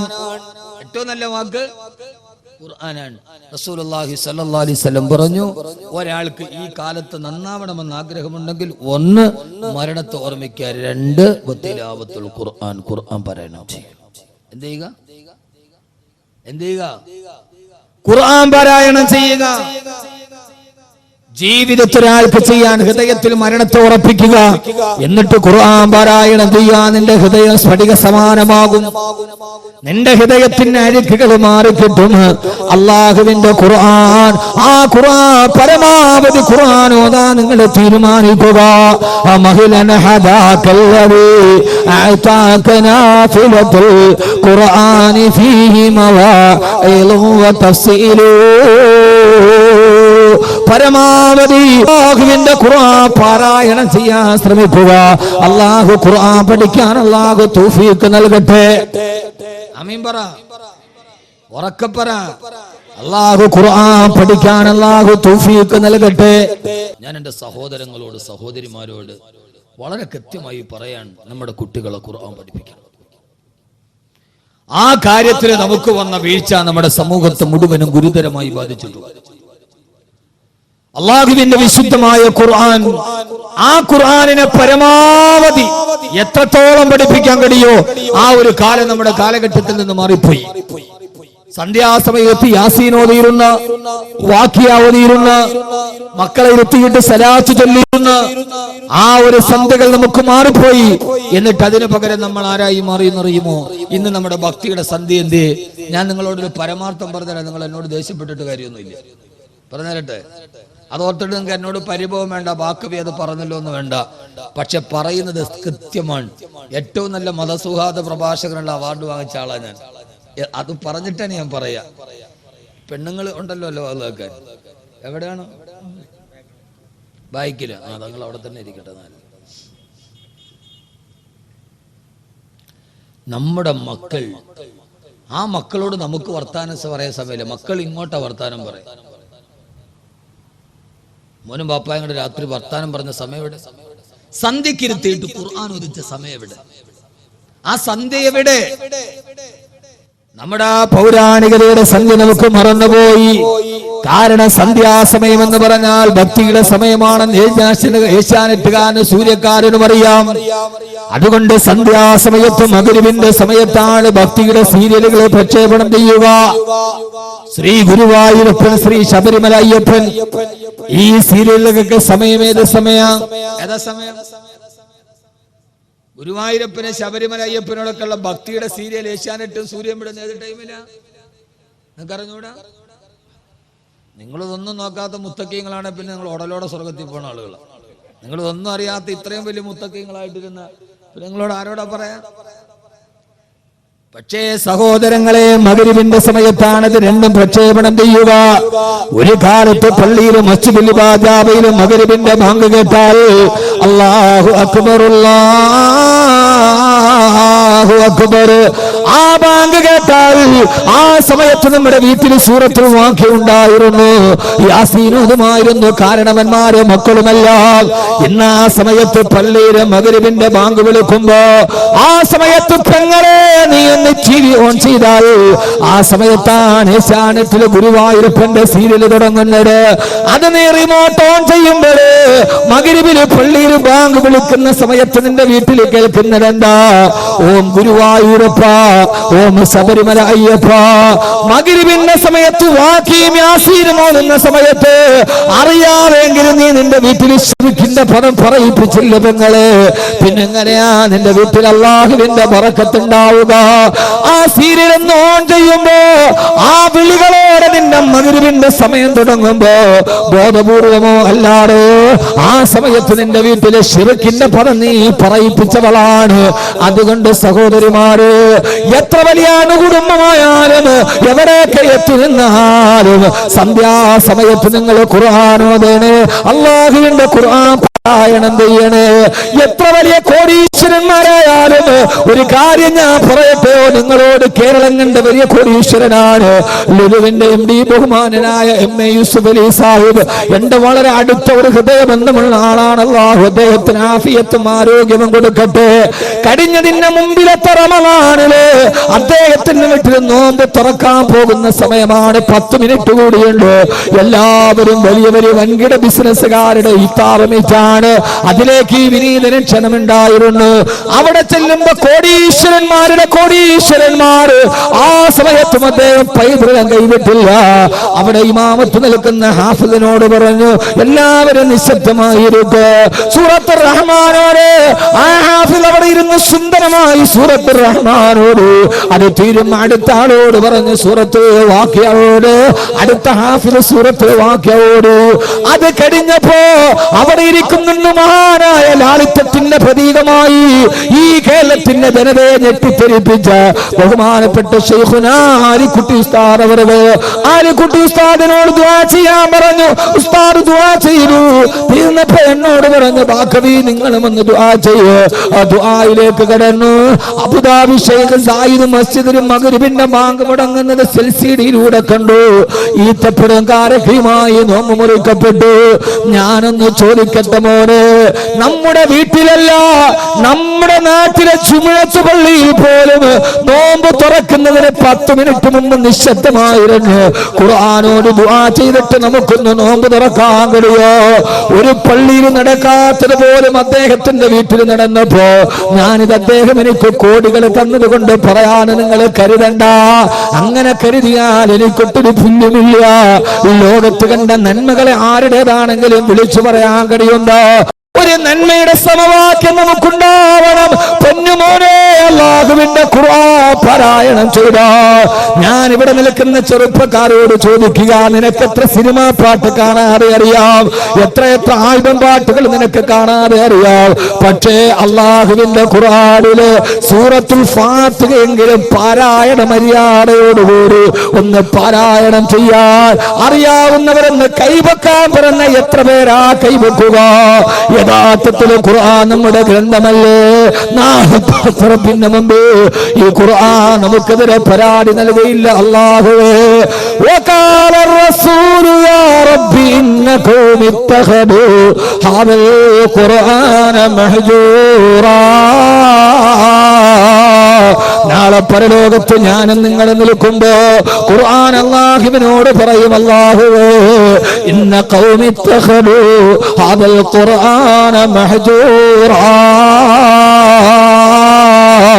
ഈ സമൂഹം എന്നൊരു പഴയ ഗ്രന്ഥമായി കെട്ടുകഥയാക്കി വലിച്ചെറിഞ്ഞു. അല്ലാഹുവേ, എന്ന് നിന്റെ അലമാരകളിൽ നീ വെച്ചിരിക്കുന്ന ഖുർആനിലെ കത്തിക്കാളുന്ന നരകത്തിന്റെ മുമ്പിൽ വെച്ച് നിനക്കെതിരെ സാക്ഷി പറയുമെന്ന് അല്ലാഹുവിന്റെ വിശുദ്ധ ഖുർആൻ.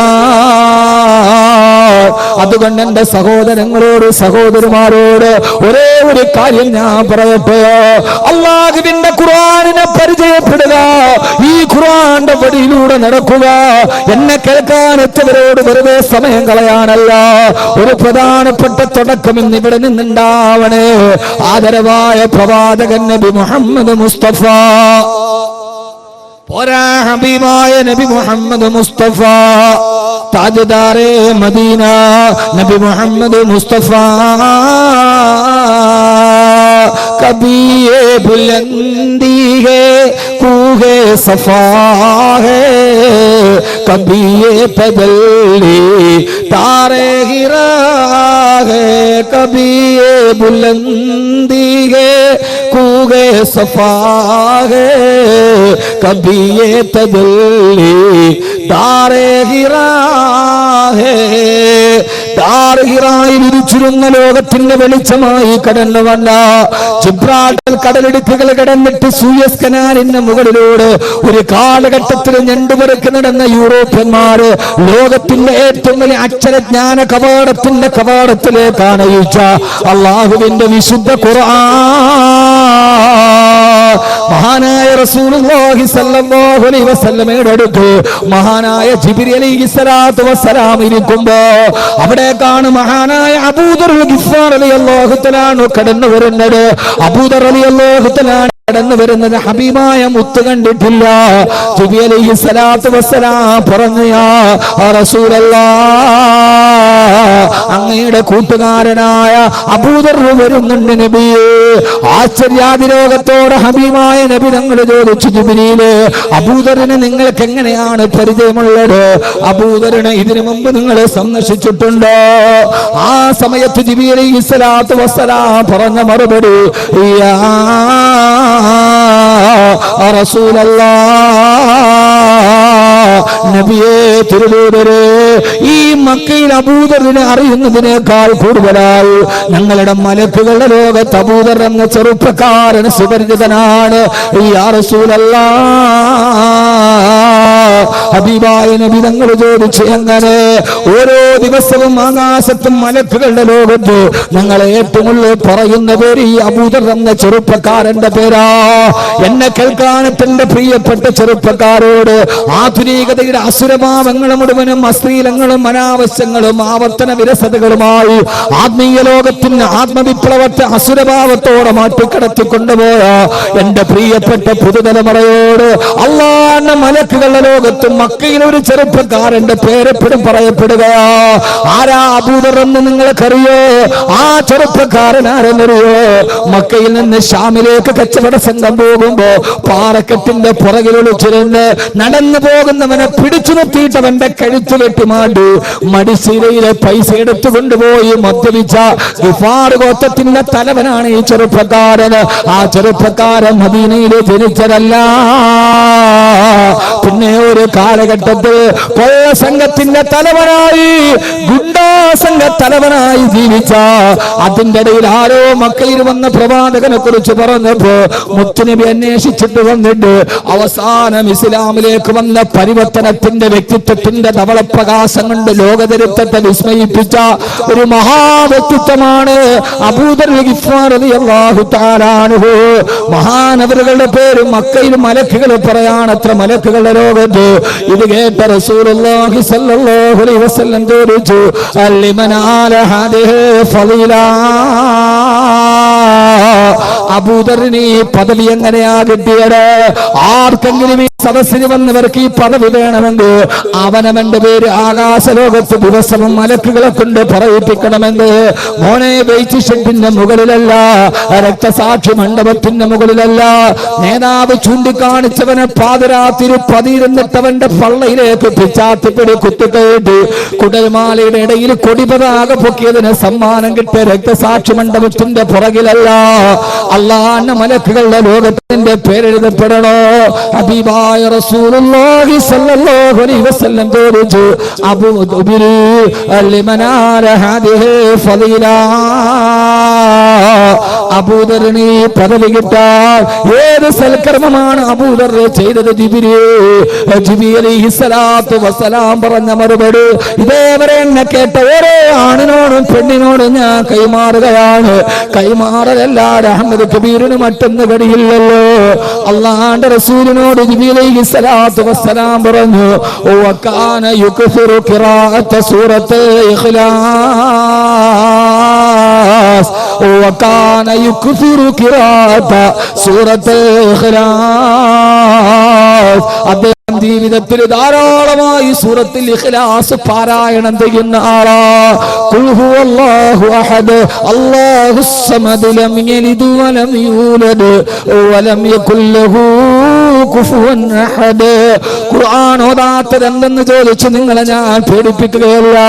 നിങ്ങൾക്ക് ഏതൊരാൾക്കും ഓതാൻ കഴിയുന്ന, നിങ്ങളുടെ ഹൃദയത്തിന് മാറ്റമുണ്ടാക്കി തരുന്ന, നിങ്ങളുടെ പാപമംഗലമായ ഹൃദയത്തെ വജ്രസമാന സ്ഫടികമാക്കി സ്ഫുടം ചെയ്ത് സ്ഫടികമാക്കി തരുന്ന ആ ഖുർആൻ നിങ്ങൾക്ക് എന്തേ പാരായണം ചെയ്തുകൂടാ?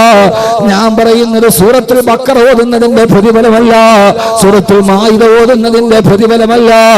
ദിവസവും നിനക്ക് ഓതാൻ കഴിയുന്ന പെങ്ങളെ മുട്ടമടിക്കുമ്പോ, മക്കളെ സ്കൂളിൽ വിടാൻ ഡ്രസ് ഒരുക്കി കൊടുക്കുമ്പോ, മിക്സിയിൽ അരച്ചുകൊണ്ടിരിക്കുമ്പോ, അടുക്കളയിൽ ജോലി ചെയ്യുമ്പോ, നിന്റെ ചുണ്ടുകൊണ്ട് ഖുൽ ഹുവല്ലാഹു അഹദ് അല്ലാഹുസ് സമദ് ലം യലിദ് വലം യൂലദ് വലം യകുൽ ലഹു കുഫുവൻ അഹദ് ഈ സൂറത്ത് ഓതിയാൽ നിന്റെ പേര് സ്വർഗ്ഗലോകത്തും മലക്കുകളുടെ ലോകത്ത് എന്നും പറയപ്പെടുമെന്ന് ഹബീബായ നബിയുനാ റസൂലുള്ളാഹ് സ്വല്ലല്ലാഹു അലൈഹി വസല്ലം. എന്താ ചെയ്തൂടെ?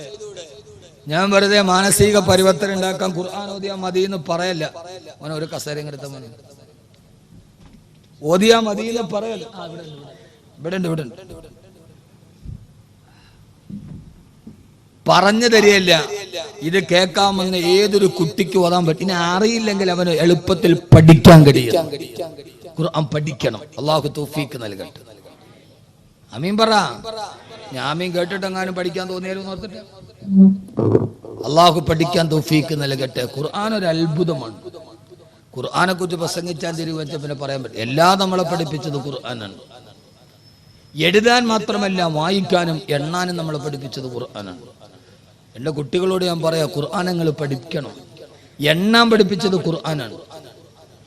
1 2 3 4 5 6 7 8 9 10 11 12 ഇങ്ങനെ ആദ്യമായിട്ട് നമുക്ക് എണ്ണൽ സംഖ്യ പഠിപ്പിച്ചാരാ?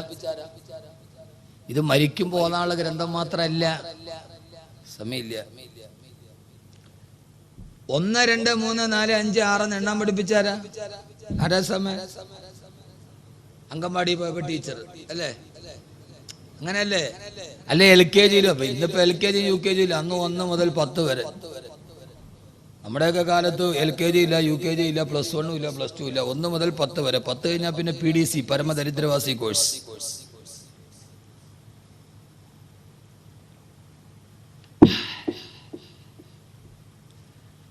എണ്ണൽ സംഖ്യ പഠിപ്പിച്ചതാനാ? ടീച്ചറല്ല, ഖുർആൻ. ഖുർആൻ. നിങ്ങൾ എൻ്റെ കൂടെ തയ്യാറാണ്, ഞാൻ പഠിപ്പിച്ചു തരാം. തയ്യാറുണ്ട്? എണ്ണാൻ പറ്റുമോ? എണ്ണാവോ? എണ്ണൽ സംഖ്യ പഠിപ്പിച്ച ഖുർആനാണ്. ഇപ്പൊ ഞാൻ തെളിവ് സഹിതം പറഞ്ഞുതരാം. നിങ്ങൾ എണ്ണു എൻ്റെ കൂടെ. അറബി അറിയാവോ? എന്നൊന്ന് എണ്ണ. അറബിയിൽ 1 മുതൽ 10 വരെ ഒന്ന് എണ്ണാരിൽ. ഒന്നോ പടച്ചവൻ വരാൻ. ഇതൊന്നും അവിടെ തട്ടുകടയായിരുന്നു. അൽഹംദുലില്ലാ, മാഷാ അല്ലാഹ്. പഠിക്കും. 1 മുതൽ 10 വരെ പഠിപ്പിച്ചാരാ കുട്ടി? LKG ടീച്ചറല്ല.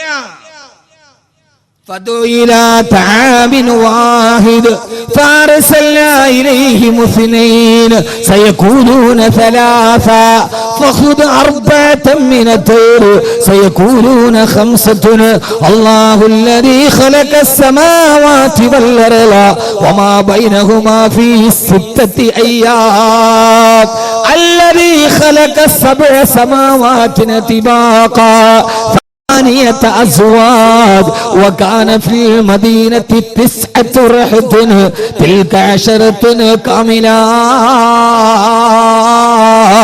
إن عدة الشهور عند الله 12 شهرا إني رأيت 11 كوكبا إن عدة الشهور عند الله 12 شهرا. ഞാനിപ്പോ ഓതിയത് 12 ആയത്താണ്, ഒരായത്തല്ല. ഖുർആനിലെ 12 ഭാഗത്തുനിന്ന് 12 ആയത്താണ് ഓതിയത്, 1 മുതൽ 12 വരെ. ഖുർആൻ പഠിക്കു കുട്ടികളെ. നിങ്ങളിത് മരിക്കുമ്പോ തലയ്ക്കുമ്പോ തോതാ മൊയ്ലിയാർക്കും മുക്രിക്കും കൈമടക്ക് കിട്ടാനുള്ള ഗ്രന്ഥമാണെന്ന് കരുതി മൊയ്ലിയാരെ മുക്രിയുടെ കൈമടക്ക് നോക്കിയിട്ട് നിങ്ങൾ പേടിക്കേണ്ട കാര്യമൊന്നുമില്ല. ഇത് മുക്രിക്കാക്കും മൊയ്ലിയാർക്കും കൈമടക്ക് കിട്ടാൻ മുസ്ലിയാരുടെ അത്ര പ്രസംഗമല്ല. ഇനി മൊയ്ലിയാർക്കും മുക്രിക്കാക്കും കൈമടക്കോത്തിട്ട് നിങ്ങൾ ആരും ബേജാറാവേണ്ട കാര്യമില്ല. കാരണം ലോകത്തിലെ വലിയ കോടീശ്വരന്മാര് കടക്കണി വന്ന് ആത്മഹത്യ ചെയ്തിട്ടുണ്ട്. ലോകത്തിലെ ഏറ്റവും ചെറിയ ശമ്പളത്തിൽ ജോലി ചെയ്യുന്ന മുക്രിക്കാക്ക ഇന്ന് വരെ കടക്കണി വന്ന് ആത്മഹത്യ ചെയ്ത ചരിത്രം കേട്ടിട്ടില്ല. ഉണ്ടോ? പറയും ലോകത്തിലെ വലിയ കോടീശ്വരന്മാര് കടം വന്നിട്ട് ആത്മഹത്യ ചെയ്തിട്ടുണ്ട്. ലോകത്തിലെ ഏറ്റവും ചെറിയ ശമ്പളം ആരാ? മുക്രിക്കാക്കയുടെ ശമ്പളം ക്ലോസറ്റിലെ വെള്ളം ഒരേപോലെ ആ മുക്രിക്കാക്ക ഇതേവരെ കടക്കണി വന്നിട്ട് ആത്മഹത്യ ചെയ്തൊക്കെ കേട്ടിട്ടുണ്ട്. അപ്പൊ അതോർത്തിട്ട് ആരും ബേജാറാവേണ്ട, അത് അല്ലാഹ് വഴിക്കൊക്കെ നടത്തിക്കോളൂ. പക്ഷേ ഇത് ഖുർആൻ എന്ന ശാസ്ത്ര ഗ്രന്ഥത്തെ പഠിക്കണം. നിങ്ങൾ എന്റെ കൂടെ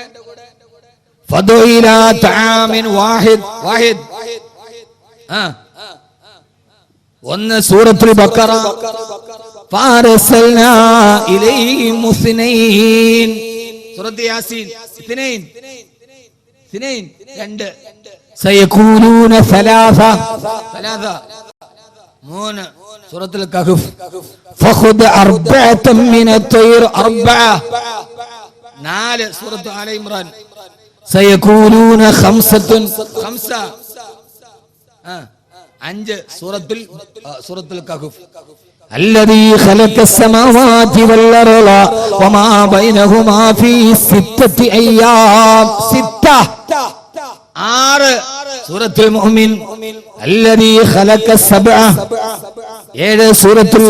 സൂറത്തുൽ മുൽക്ക് സൂറത്തുൽ നൂഹ് 8 أزواج 8 സൂറത്തുൽ അൻആം وكان في المدينة 9 رهط 9 سورة القصص تلك 10 كاملة 10 سورة البقرة إني رأيت 11 كوكبا 11 سورة يوسف إن عدة الشهور عند الله 12 شهرا 12 سورة التوبة. 2 മണിക്കൂറിലേക്ക് ഞാൻ പറഞ്ഞുതരാം ഖുർആൻ എന്തൊക്കെ പഠിപ്പിച്ചിട്ടുണ്ടെന്ന്. അതുകൊണ്ട് ഖുർആൻ ഓതണം. ഇത് ലോകത്തിലെ പ്രപഞ്ചത്തിന് ആമുഖ പുസ്തകമാണ്. ഇത് ശാസ്ത്രലോകത്തിന് വിരൽ ചൂണ്ടിക്കൊടുത്ത ഖുർആനാണ്. ഗതാഗത നിയമം, ഞാൻ മണക്കാട് നിൽക്കുമ്പോഴാണെന്ന് എനിക്ക് തോന്നുന്നത്, ഖുർആനും ഗതാഗത നിയമം ഒരു 7 വെള്ളിയാഴ്ച പുസ്തകമുള്ളൂ. ഖുർആനും ട്രാഫിക് നിയമം. നിങ്ങൾ ഹൈവേയുടെ അടുത്ത് താമസിക്കണല്ലേ? ഞാൻ ഇങ്ങോട്ട് വന്നപ്പോൾ ഒരു ബൈക്ക്, ഒരു പൾസറിന്റെ 220 ആണെന്ന് തോന്നുന്നു, അതിന്റെ മുകളിൽ ഒരുത്തിരുന്നിട്ട് ഈ വെടിയുണ്ട വെരി ഗുഡ് പോണ പോലെ പോണാണ്. ഞാൻ ഒരുത്ത എൻ്റെ വണ്ടിയുമേ വന്ന് കയറി. അവൻ ഈ വെടി കൊണ്ട വെരി ഇരിക്കണ എന്നെ കുളത്തിന് മുകളിൽ തവള ഇരിക്കണവർ ഇങ്ങനെ ഇരിക്കും. ആ സൈലൻസർ ഫ്ലൂട്ട് കട്ട് ചെയ്തിട്ട് ഒരു അന്തം വിട്ട സൗണ്ട്. ലോകത്താദ്യമായി സ്പീഡ് ലിമിറ്റ് സൂക്ഷിക്കണമെന്ന് പറഞ്ഞ ഗ്രന്ഥം ഖുർആനാണ്. അറിയോ? 40 എന്ന് സൈൻ ബോർഡിൽ എഴുതിയ 40 പോകാവൂ എന്ന് ട്രാഫിക് നിയമം ആദ്യം പഠിപ്പിച്ചത് ഖുർആനാണ്. സൈലൻസറിന്റെ ഫ്ലൂട്ട് കട്ട് ചെയ്തിട്ട് ഈ രീതിയിൽ നിങ്ങൾ ശബ്ദമലിനീകരമെന്നായി ബൈക്ക് വായിക്കരുത് എന്ന് 1400 വർഷം മുമ്പ് ജിബ്രീൽ ഓതി പറയുകയാണ്. ഇതൊന്നും മുഹമ്മദ് കബീർ പച്ച കിതാബ് നോക്കിയിട്ട് ഗൂഗിളിൽ സെർച്ച് ചെയ്തിട്ട് പറയുന്നതല്ല. നിന്റെ ഗതാഗതത്തിൽ നീ മിതത്വം പാലിക്കണേ. ഏതാണോ സ്പീഡ്, ആ സ്പീഡിന് മുകളിലേക്ക് പോകാൻ പാടില്ല.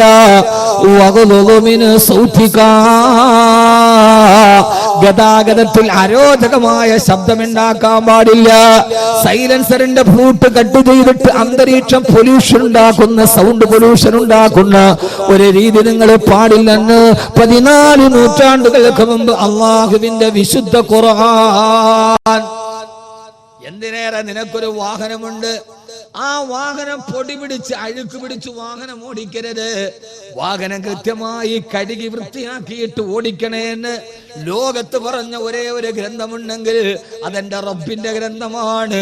വൽ ഖൈല വൽ ബിഗാല വൽ ഹമീറ ലിതർകബൂഹാ വസീനാ. കുതിരയെയും ഒട്ടകത്തെയും നിങ്ങൾക്ക് ഞാൻ തന്നത് നിങ്ങൾക്ക് യാത്ര ചെയ്യാനും വസീനത്തിന് നിങ്ങൾക്ക് അലങ്കാരമായിട്ടാണ്. അതുകൊണ്ട് അലങ്കാര വസ്തു പൊടി പിടിക്കാൻ പാടില്ല. പാടുണ്ടോ എന്ന് ലോകത്തോട് പറഞ്ഞ ഗ്രന്ഥമാണ് ഖുർആൻ. ഈ ഖുർആൻ ഒരാൾ ഹാഫിളായാലും അതിൻ്റെ അകത്ത് അവൻ ഏറ്റവും വലിയ ശാസ്ത്രജ്ഞനായി എന്നാണ്. അള്ളാഹു നമുക്ക് ബോധം തരട്ടെ, അള്ളാഹു നമുക്ക് ബോധം തരട്ടെ. അതുകൊണ്ട് എൻ്റെ പ്രിയപ്പെട്ട സഹോദരങ്ങളോട് സഹോദരിമാരോട് ജീവിതത്തിൽ ചെയ്യാൻ കഴിയുന്ന ഏറ്റവും വലിയ അനുഗ്രഹമാണ് അള്ളാഹുവിൻ്റെ ഖുർആൻ പാരായണം ചെയ്യുക, അത് പഠിക്കുക. അതിൽ ഏറ്റവും ചെറിയൊരു സൂറത്താണ് സൂറത്തുൽ ഇഖ്ലാസ്. ഖുൽ ഹുവല്ലാഹു അഹദ്. ഉറക്കം അതറിയാവുന്നവരൊക്കെ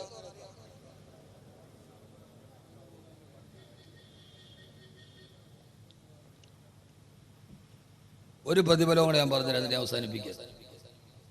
1, ഖുർആൻ ഓതിയാൽ നിന്റെ ഹൃദയം നന്നാവും. 2, നിന്റെ പേര് അള്ളാഹുവിന്റെ മലക്കുകളുടെ ലോകത്ത് ജീവിതകാലത്ത് പറയാൻ കഴിയും. 2-ാമത്തെ സൂറത്തുൽ ഇഖ്ലാസ് പതിവായി പാരായണം ചെയ്താൽ നിന്റെ മയ്യത്ത് നമസ്കാരത്തിന് 70,000 മലക്കുകൾ സാക്ഷികളാവും. ആണോ? നിന്റെ മയ്യത്ത് നിസ്കാരത്തിന്, നിന്റെ കണിയാപുരത്തിന്നു മുതൽ ഇത് സ്ഥിരമായി ഓതുന്ന ആണിന്റെ പെണ്ണിന്റെ മയ്യത്ത് നിസ്കാരത്തിന് നാട്ടുകാര് മാത്രമല്ല 70,000. 70,000. എന്താ മനുഷ്യന്മാരെ, അലാവുദ്ദീന്റെ അത്ഭുത വിളക്ക് വേണോന്ന് വെച്ചിട്ട് നിങ്ങൾ ഉണ്ടായിരിക്കുക. ഇതിനൊന്നും നിങ്ങൾ 1 കോടി രൂപയൊന്നും കൊടുക്കണ്ട, കോടികളുടെ ഷെയറൊന്നും എടുക്കണ്ട, കോടികളുടെ പള്ളിയൊന്നും ഉണ്ടാക്കണ്ട. ഇതിനകത്ത് നിങ്ങൾ എന്ത് ചെയ്യണം? ഇന്നു മുതൽ സൂറത്തുൽ ഇഖ്ലാസ് ഓതണം. ഇൻഷാല്ലാ തയ്യാറാണോ? ഞാൻ അതാ പറഞ്ഞ, വന്നിട്ട് വെറുതെ പോവണ്ട. പോകുമ്പോ വലിയ ദുആയൊക്കെ പറഞ്ഞ ചെയ്യാനും പഠിക്കാനും ഒക്കെ വലിയ പാട്. ഇതിപ്പോ അറിയാത്ത ആരാ ഉള്ളത്? ഖുൽ ഹുവല്ലാഹു അതറിയാത്ത ആരാ ഉള്ളത്? ഇനി അറിയാത്ത ആരെങ്കിലും ഇവിടെ ഉണ്ടെങ്കിൽ അവൻ ഖുൽ ഹുവല്ലാഹു ഇത് പഠിക്കാനല്ല പോണോ, നേരെ പൊന്നാനി പോകണം. ഖുൽ ഹുവല്ലാഹു അഹദ് ഒരു മുസ്ലിമിന് ഓതാൻ ഇതിനകത്ത് അറിയില്ലെങ്കിൽ അവൻ പിന്നെ ഇനി ഖുൽ ഹുവല്ലാഹു ഇത് പഠിക്കാനല്ല പോകണം, പിന്നെ അവൻ നേരെ പൊന്നാനിയിലാണ് പോകുന്നത്. അതറിയാത്ത ഒരാൾ പിന്നെ മുസ്ലിം ആവില്ല. അള്ളാഹു നമുക്ക് ബോധം തരട്ടെ. അവനവൻ മരിച്ചു കഴിഞ്ഞാൽ 70,000 മലക്കുകൾ വെറുതെയല്ല. ആദരവായ പ്രവാചകൻ നബി മുഹമ്മദ് മുസ്തഫ സല്ലല്ലാഹു അലൈഹി വസല്ലമ തബൂക്ക് യുദ്ധത്തിൽ പങ്കെടുക്കുമ്പോ ഹബീബായ നബിക്കെതിരെ എതിരാളികൾ മുഴുവനും ഒന്നിച്ചു വന്ന യുദ്ധമാണ് തബൂക്ക് യുദ്ധം. ആ തബൂക്ക് യുദ്ധത്തിൽ പങ്കെടുക്കുമ്പോ ഹബീബായ നബിയുടെ നേരം മജൂസികളും നസ്രാനികളും കുഫാറുകളും അടക്കം വലിയൊരു പടയാ. അല്ലാഹുവിന്റെ റസൂലിന്റെ സഹാബത്ത് യുദ്ധത്തിനിറങ്ങുമ്പോ മജൂസി പട്ടാളം, ആനപ്പട്ടാളം പാഞ്ഞു വരികയാ. അതേവരെ കരയിലെ ഏറ്റവും വലിയ വാഹനം ഒട്ടകമാണെന്ന് കരുതിയ അറബികളുടെ മുമ്പിലേക്ക്, പട്ടിണി പാവങ്ങളായ സഹാബത്തിന്റെ മുമ്പിലേക്ക് മസ്തകം കുലുക്കിക്കൊണ്ട് ഗതവാരന്മാര് പാഞ്ഞു വന്നപ്പോ പാവപ്പെട്ട സഹാബത്ത് പേടിച്ചുപോയി. അവര് പേടിച്ചരണ്ടി ചിന്ന ഭിന്നമായി ഓടുമ്പോ ഹബീബായ നബി സല്ലല്ലാഹു അലൈഹി വസല്ലമയുടെ അടുക്കൽ വന്ന്, യാ റസൂലല്ലാഹ്, ആനപ്പട്ടാളം ഇറങ്ങി നബിയേ, ഈ പൊട്ടിയ വാളും ഈ ചാവാറായ ഒട്ടകങ്ങളുമായി ഞങ്ങൾ അവരോടങ്ങനെ പിടിച്ചു നിൽക്കും യാ റസൂലല്ലാഹ് സല്ലല്ലാഹു അലൈഹി വസല്ലമ. ആ സമയത്താണ് ലോകത്ത് നിന്ന് ദിവ്യബോധനത്തിന്റെ വെളിപാടുമായി റൂഹുൽ അമീൻ മലക്ക് ജിബ്രീൽ അലൈഹിസ്സലാത്തു വസ്സലാം എന്നത് ആനപ്പടയെ കണ്ട് പേടിച്ച രണ്ട് സഹാബത്തിനോട് ജിബ്രീൽ ആയത്തിറക്കി കൊടുത്തു. അലം തറ കൈഫ ഫഅല റബ്ബുക ബി അസ്ഹാബിൽ ഫീൽ അലം യജ്അൽ കൈദഹു ഫീ തളലീൽ وارسل عليهم طيرا أبابيل ترميهم بحجارة من سجيل فجعلهم كعصف مأكول. ഓ നബിയേ, ആരെ കണ്ടിട്ട് പേടിക്കുന്നത് എന്ത് നബിയേ? ആരുമില്ലാത്ത സമയത്ത് കൈബാറിയത്തെ തകർക്കാമെന്ന് അപരകത്തിന് ആനപ്പെട് വെട്ടുകിളികളുടെ ചുണ്ടിലിരിക്കുന്ന ചരൽക്കല്ല് കൊണ്ട് തകർത്തെറിഞ്ഞത് ഞാനല്ല നബിയേ. ആനപ്പട്ടാളം വെട്ടുകിളിയുടെ മുമ്പിൽ പരാജയപ്പെട്ടിട്ട് ഓടിയപ്പോ മക്കയിലെ കുട്ടികൾ ആനപ്പട്ടാളത്തെ കളിയാക്കിയത് ഓർമ്മയില്ല നബിയേ. ഐനല്ലിലാഹു വല്ലിലാഹു താലിബൂ വല്ലറനമുൽ മഗ്ലൂബു ലൈസൽ ഗാലിബൂ. അടയ്ക്കാ കുരുവികൾ വന്ന് കല്ലെറിഞ്ഞപ്പോ ഭീമാകാരമായ ആനപ്പട്ടാളം മക്കയിലൂടെ ചെതറിയോടുന്നത് കണ്ടപ്പോ അന്നത്തെ തെരുവ് കുട്ടികൾ ആനപ്പട്ടാളക്കാരെ നോക്കിയിട്ട് കളിയാക്കി പാടിയ പാരടിപ്പാട്ടാണിത്. ഐനല്ലിലാഹു വല്ലിലാഹു താരിബൂ വല്ലറനമുൽ മഗ്ലൂബു ലൈസൽ ഗാലിബൂ. മുറിമൂക്കൻ രാജാവ് തോറ്റോടിയല്ലോ. അർണമെന്ന് പറഞ്ഞാൽ മുറിമൂക്കൻ, മുറിമൂക്കൻ രാജാവ് ഓടിപ്പോകുന്നല്ലോ എന്ന് പാടുന്ന രീതിയിൽ അവരെ തകർത്തില്ല നബിയെ. എന്തിനാണങ്ങ് വിഷമിക്കുന്നതെന്ന് ചോദിച്ചപ്പോ ഹബീബായ നബിക്ക് സന്തോഷമായി. ജിബ്രീൽ അലൈഹിസ്സലാത്തു വസ്സലാം ആയത്തോതിയിട്ട് പറഞ്ഞു, യാ റസൂലല്ലാഹ്, എന്റെ കൂടെ 70,000 മലക്കുകൾ വന്നിട്ടുണ്ട് നബിയെ. ജിബ്രീലേ, തബൂക്കിൽ ഞങ്ങളെ സഹായിക്കാനോ? അല്ല യാ റസൂലല്ലാഹ്, എന്റെ കൂടെ 70,000 മലക്കുകൾ വന്നത് മക്കയിൽ മാത്ത മുആവിയത്ത് ബിൻ മുആവിയ എന്ന് പേരുള്ള ഒരു ചെറുപ്പക്കാരനായ സഹാബി മക്കയിൽ വഫാത്തായി നബിയെ. ആ സഹാബിയുടെ മയ്യത്ത് നിസ്കാരത്തിൽ പങ്കെടുക്കാനാണ് 70,000 മലക്കുകൾ എന്റെ കൂടെ വന്നത്. അല്ലാഹുവിന്റെ റസൂൽ അത്ഭുതപ്പെട്ടു നിൽക്കുമ്പോ മുത്തുനബിയെ, മക്കയിൽ മരിച്ച മുആവിയുടെ മയ്യത്ത് തബൂക്കിൽ നിന്നുണ്ട്, അങ്ങേക്ക് നിസ്കരിക്കണോ നബിയെ? വേണം ജിബ്രീൽ. സഹാബത്ത് ഒളിവെടുത്തിട്ട് വന്നു. ജിബ്രീൽ അലൈഹിസ്സലാത്തു വസ്സലാം ചിറക് കൊണ്ട് ഭൂമിയിൽ നടിച്ചപ്പോ മുആവിയുടെ മയ്യത്ത് മക്കയിൽ കാണാൻ പറ്റുന്ന രീതി ഭൂമി മുഴുവൻ സമതലമായി. അവിടെ നിന്നുകൊണ്ട് മക്കയിൽ കിടക്കുന്ന മുആവിയത്ത് ബിൻ മുആവിയ എന്ന സഹാബിയുടെ മയ്യത്ത് നേരിട്ട് കണ്ട് ഹബീബായ നബി തങ്ങളെ സഹാബത്തും മയ്യത്ത് നിസ്കാരം നിർവഹിച്ചു. നബിയേ, ഇനി 70,000 മലക്കുകളുമായി ഞാൻ പോവുകയാണ്. എവിടേക്ക് ജിബ്രീൽ? മുആവിയത്ത് ബിൻ മുആവിയുടെ മയ്യത്ത് നിസ്കാരത്തിൽ പങ്കെടുക്കാൻ തിരുനൂബരെ. അല്ലാഹുവിന്റെ റസൂൽ ചോദിച്ചു, മുആവിയ, മരിക്കുന്ന നേരത്തെ 70,000 മലക്കുകളെ മയ്യത്ത് നിസ്കാരത്തിൽ പങ്കെടുക്കാൻ മുആവിയത്ത് ബിൻ മുആവിയ ലിമനാല ഹാദിഹി ഫളീല, ഈ ഒരു പദവി മുആവിയത്ത് ബിൻ മുആവിയക്ക് കിട്ടാനുള്ള കാരണം എന്ത് നബിയെ? അപ്പോഴാണ് ജിബ്രീൽ അലൈഹിസ്സലാത്തു വസ്സലാം പറഞ്ഞത്, വകാന യുക്ഫിറു ഖിറാഅത സൂറത്തുൽ ഇഖ്ലാസ്. ആ ചെറുപ്പക്കാരൻ എപ്പോഴും സൂറത്തുൽ ഇഖ്ലാസ് പാരായണം കൂടുതലായി ചെയ്തിരുന്നു. യാ റസൂലല്ലാഹ്, അതുകൊണ്ട് ഞാൻ അവസാനിപ്പിക്കുന്നതിന് മുമ്പ് ഇന്ന് കേൾക്കാനെത്ത ഓരോ ആണിനോടും പെണ്ണിനോടും ഇന്നു മുതൽ 2 മണിക്കൂർ പ്രസംഗിച്ചിട്ട് ഇറങ്ങിപ്പോകുമ്പോ എന്ത് കിട്ടി എന്ന് ചോദിച്ചാൽ, ഇന്നു മുതൽ ആര് തോന്നുന്നുവോ ഓരോ ഹർഫിന്റെ പ്രതിഫലത്തിന്റെ ഓഹരി വിനീതനം കിട്ടും. അതുകൊണ്ട് സഹോദരങ്ങളെ, മരിക്കുന്ന നേരം എന്നാണ് മരണമെന്നറിയില്ലല്ലോ. എപ്പോഴാണ് മരണദൂതൻ വരുന്നതെന്നും അറിയില്ലല്ലോ. ആകസ്മികതകളുടെ കേവലം യാദൃശ്ചികതകളുടെ നടുവിലൂടെ ജീവിച്ചു പോകുമ്പോ ഒരു നാൾ അസ്രായീൽ തേടിയെത്തുമ്പോ 3 വെള്ളത്തുണിയിൽ പൊതിഞ്ഞ് അവനവന്റെ വീടിന്റെ മുമ്പിൽ കിടത്തുമ്പോ കരയാൻ സ്വന്തം മക്കൾ മറന്നുപോയാലും, കരയാൻ സ്വന്തം കൂടപ്പിറപ്പുകൾ മറന്നുപോയാലും മറക്കാതെ എത്തുന്ന 70,000 മലക്കുകളുണ്ട്. അവര് നമ്മുടെ പുറകിലെ കൈകെട്ടിയിട്ട് പറയും, അല്ലാഹുമ്മ ഗ്ഫിർ ലഹു വർഹംഹു വഅഫിഹി വഅഫു അൻഹു. അല്ലാഹുവേ നീ അവന് പുറത്തു കൊടുക്കണേ അല്ലാ. ആരാണ് ദുആ ചെയ്യുന്നത്? യുസബ്ബിഹൂനൽ ലൈല വന്നഹാറ ലാ യഫ്തുറൂൻ. രാപ്പകലുകൾ ഒരു തെറ്റും ചെയ്യാതെ പടച്ച റബ്ബിനെ തസ്ബീഹ് ചെയ്യുന്ന 70,000 മലക്കുകളെ അവനവന്റെ മയ്യത്തിന്റെ പുറകിൽ നിർത്താൻ എന്റെ പ്രിയപ്പെട്ട സഹോദരങ്ങളെ, യുക്സിറു തിലാവത്തുൽ ഖുർആൻ, പരമാവധി ഖുർആൻ പാരായണം വർദ്ധിപ്പിക്കുക. അതിൽ തന്നെ സൂറത്തുൽ ഇഖ്ലാസ് പാരായണം ചെയ്യുക. അല്ലാഹുവേ നീ ഞങ്ങളെ സ്വീകരിക്കണേ അല്ലാ. അല്ലാഹു നമ്മുടെ സദസ്സുകളെ സ്വീകരിക്കട്ടെ. اللهم صل صلاة كاملة وسلم سلاما تاما على سيدنا محمد الذي تنحل به اللقد وتنفرج به الكرب وتقضى به الحوائج وتنال به الرغائب وحسن الخواتم ويستسقى الغمام بوجهه الكريم وعلى آله وصحبه في كل لمحة ونفس بعدد كل معلوم لك. റഹ്മാൻ റഹീമായ അല്ലാഹുവേ, പരമദയാലുവായ തമ്പുരാനെ, അല്ലാഹുവേ ഞങ്ങളുടെ പാപങ്ങളെല്ലാം നീ പുറത്തു മാപ്പാക്കണേ അല്ലാ. അറിഞ്ഞും അറിയാതെയും രഹസ്യമായും പരസ്യമായും ധാരാളം തെറ്റുകൾ ചെയ്ത പാപികളാണ് റഹ്മാനെ.